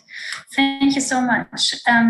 Actually, we have not that many questions in our question platform. So I would like to encourage participants to come up with, one or two interesting questions to pick from. You can also mention who you would like to have it addressed to.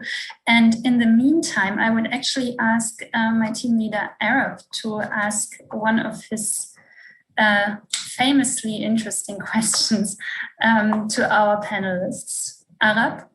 Thank you. Thank you, Cosima. Thank you all. It will be similar to the previous one, but I want to make it a little bit more specific to each one of you. Let us imagine that we are currently, and we are doing it, in fact, developing a new action plan for Switch Asia, where the finance component will be much more important than it has been so far. And from your different interventions, if you have been there, I asked the previous group not to refer to finance. So from your various interventions, they are very important point. Can I ask you, if I am actually drafting this program, what would you recommend us as what to do, and what will be the first step to move on? If you can do it quickly, what do you recommend us to do to increase green finance, access to finance, and so on? And what would be the first step we should do, knowing that this is a long process? We can, as we did before, go in order of what Cosima has been doing. So we start with Sanjay Sanyam. Thanks. So I think the first 30 seconds again, I think the first thing that you should do is to figure out how to move small amounts of capital.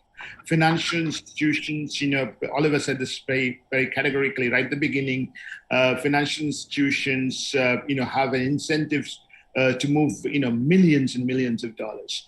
Now that's okay if in technologies and pathways which are established, but unfortunately the pathway for a complete green transition is not established. So you will have to have a mechanism of putting small amounts of capital. As a first step, I think it is important in the national context of where you operate, in each of these individual countries, to figure out what is an institution which could do this. Now, this is not a trivial question because institutions which are specialized, for example, it's called in Bangladesh, in India, they tend to immediately, they start small, but they then tend to move big. So there has to be a countervailing pressure against that. You may want to, for example, seek inspiration from Africa, actually, funds mechanism called African Enterprise Challenge Fund. Thank you very much. Very interesting. Adding to what you have done, you have said before, it's really putting it in a different context, but an interesting one. Guntur, can we have your views, please? Yes, thank you, Arab. Actually, I'm building from what Sanjay just said. For countries in Southeast Asia, is ensuring the ownership of the issue by Southeast Asian countries is very critical. What language and narrative resonates with Southeast Asia country? Green Deal is not about environment, it's about seizing the political and economic leadership from the countries in the global playfield. And that means aligning your Switch Asia mission to the country's climate targets with the objective of raising their ambition, but at the same time answering the question what investments, that is necessary to raise the country's ambition. And of course, in detail, everything that the other panelists have mentioned are tremendous examples and efforts to answer that question. Thank you, Arab. Thank you very much. Yosef? Thank you, Arab.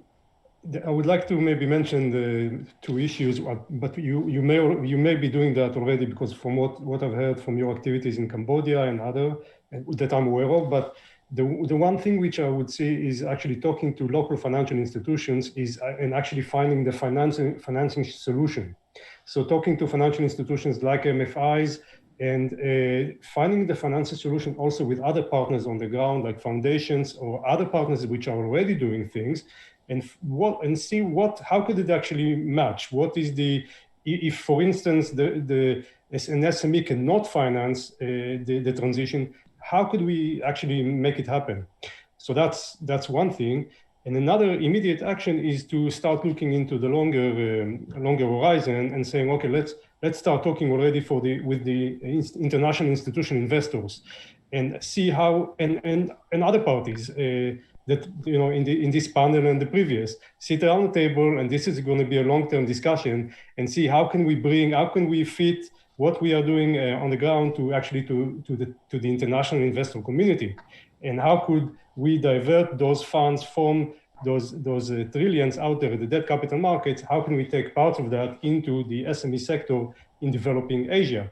And that discussion needs to happen already to start right away. Thank you. Thank you, Youssef. Melanie? Yes. Well, pretty much on the line of what we heard before, I think it's very important to identify the various interlocutors that we will be, you will be having, and of course, but we have been discussing it as well.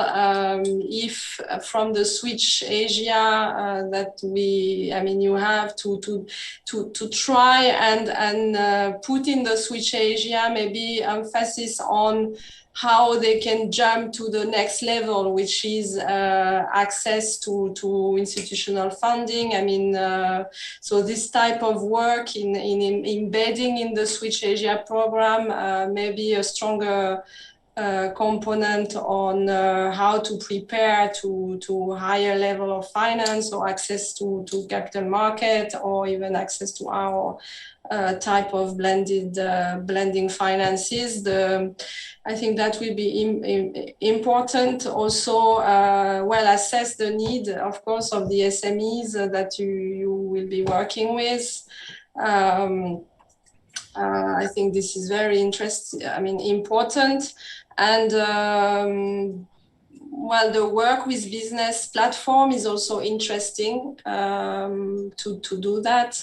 And actually, in the next, in the EIP, there is potential possibilities of having this. It's been done in Africa, not so much in Asia, at least with our participation.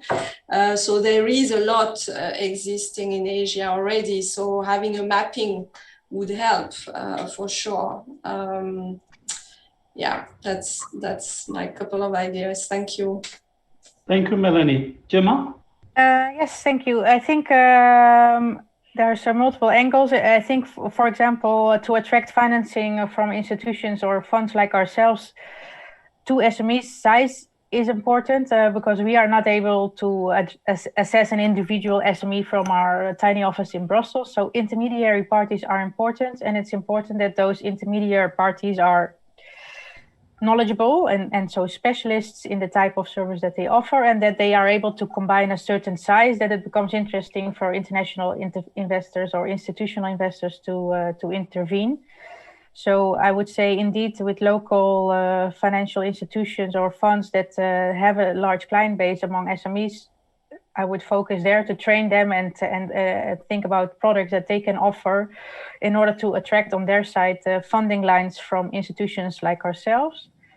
And the second point I would like to make, as I highlighted further, is to find the business model. If there is a business model that is simply attractive for the SME because it lowers their cost base, or offering a service allows them to attract a larger customer base because of branding or simply because it's worthwhile to do it the sustainable way, really to find the business model in it, I think the financing and the actions will follow, because then it's really truly a win-win situation for all parties involved.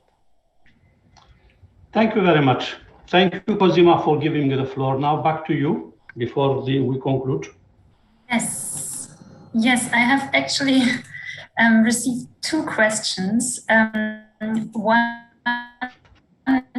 is how to weave circular economy and sustainability into projects, initiatives, and funding. And I think, our panelists have excellently made the case on the various different levels that are needed, where this weaving in needs to occur. The second question, and this will actually be the question for you, Arab, and also the one with which we then you would then close the panel, is also excellent. And it's if there will be an event that will connect the SMEs with financial institutions and financiers organized by Switch Asia SEP facility. And other than that, we didn't receive any questions, unfortunately, but I'm very happy with your brief answers to Arab's question, because this will help us tremendously in setting up future endeavors. Okay. Thank you. Do you expect some reply, or we move on? I mean, the next one I will reply to it during my conclusion. Yes, absolutely. This is the question for you to conclude. Okay, thank you very much. Thank you, Cosima. Thank you to the panelists, to this 5 and to the previous 6. Thank you to Cosima and Lauren. I will not take 10 minutes for the conclusion as it is in the document. Don't worry, it will be just a couple of minutes. Basically, reminding some points that I have taken throughout this 2.5 hours of discussion.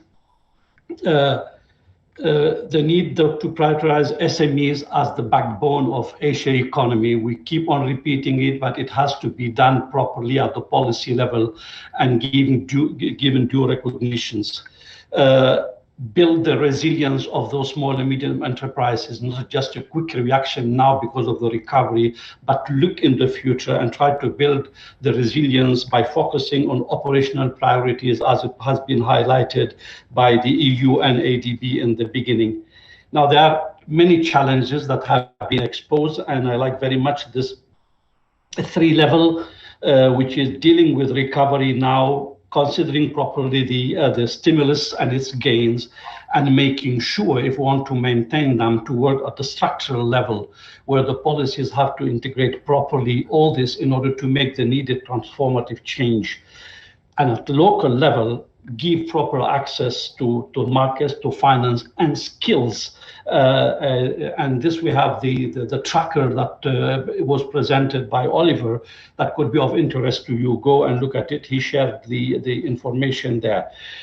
Important to note there that the policy, generally the policy, and it happened also in terms of SCP in general, the policies are perceived as a burden. They are not very clear, not operational, not including the specificities of the need of the small and medium enterprises. Those that need to be consulted, better associated, consider the need of small and medium enterprises, and give them the recognition they deserve so that they can have access to finance and other tools and so on.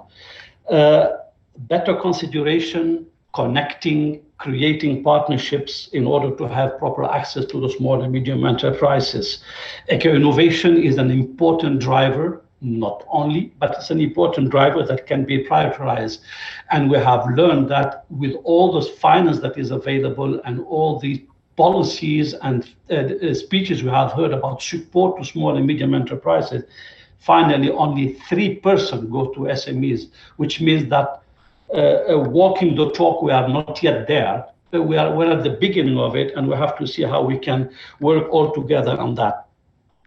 Access to market for small and medium enterprises when they are on their product.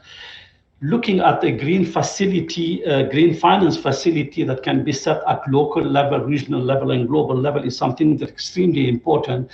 And it has been repeated several times. The need to make the business case in order to effectively have access to those funds and have the business model, as it was just put as a last point at the end there.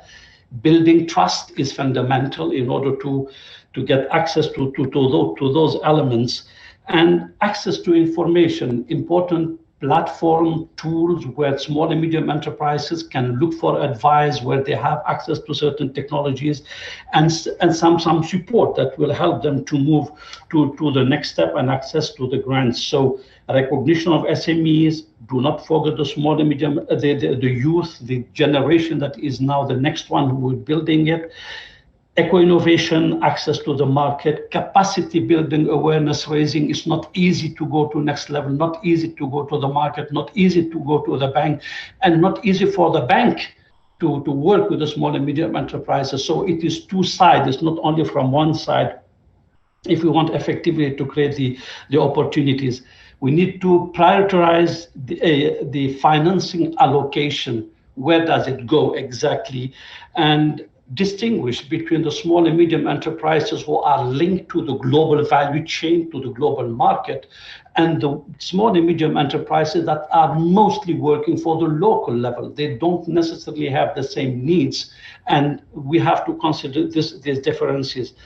Recovery, resilience, and targeting the finance that build resilience nationwide. It has to be a whole program which moves from the urgent need now, resilience, looking at the long term, and make sure that the mechanism to access the finance speaks also to the small and medium enterprises and is well understood by the banks who will be speaking to the small and medium enterprise. So there is a need of platform to connect, to make sure that we come to this knowledge. Of course, Switch Asia can do it, not alone. All the other institutions are doing it, but building the business case and creating access to market opportunities to treat the urgent needs now, because this is urgent, but while considering the long term, otherwise we will lose all the benefits. So keep clearly that while investing now to respond to the needs, that we are also looking for the future and not make it just one shot for that. So good business model, strong pipeline for greener project. We got the message. There are not enough there. So even people who are ready to invest, they don't have this pipeline of project. And we heard that smart money is there. We heard it several times, in fact. Money is there, technology is there, market is getting increasingly available, accessible. So why not to get together? And that would be the bigger challenge for all of us. We have to ensure the ownership, talk to local finance before going to the international one, so that we have the local ownership in the countries, properly identify the interlocutors nationally, locally, and internationally, and try to find ways to connect them. So with this, we, from our side, yes, we intend to have an important event where we will be connecting, in fact, taking the discussion we have now to a higher level, with a conference that will not be just 2 hours, where we will be presenting real cases and trying to see how we can move further on that. If it could be face-to-face, fine, why not later in the year? But of course, we plan it for last quarter of the year, beginning of next year, in order to have all the cases, have a good meeting with that. Hopefully, it will not be just online. At least it could be hybrid, so we can have more interaction on that. And all of you will be associated, and we will count on your support to move to the next level altogether. Thank you all panelists. Thank you, Cosima. Thank you, Lorraine. Thank you, EU and ADB. And thanks, SEADS, for this great opportunity for talking to each other and advancing this subject, which is critical on innovation for SMEs, partnerships, and critical for accessing to finance to small and medium enterprises. As I said earlier, the two sides of the sustainability coin. Thank you all. Have a good evening, and looking for next opportunity.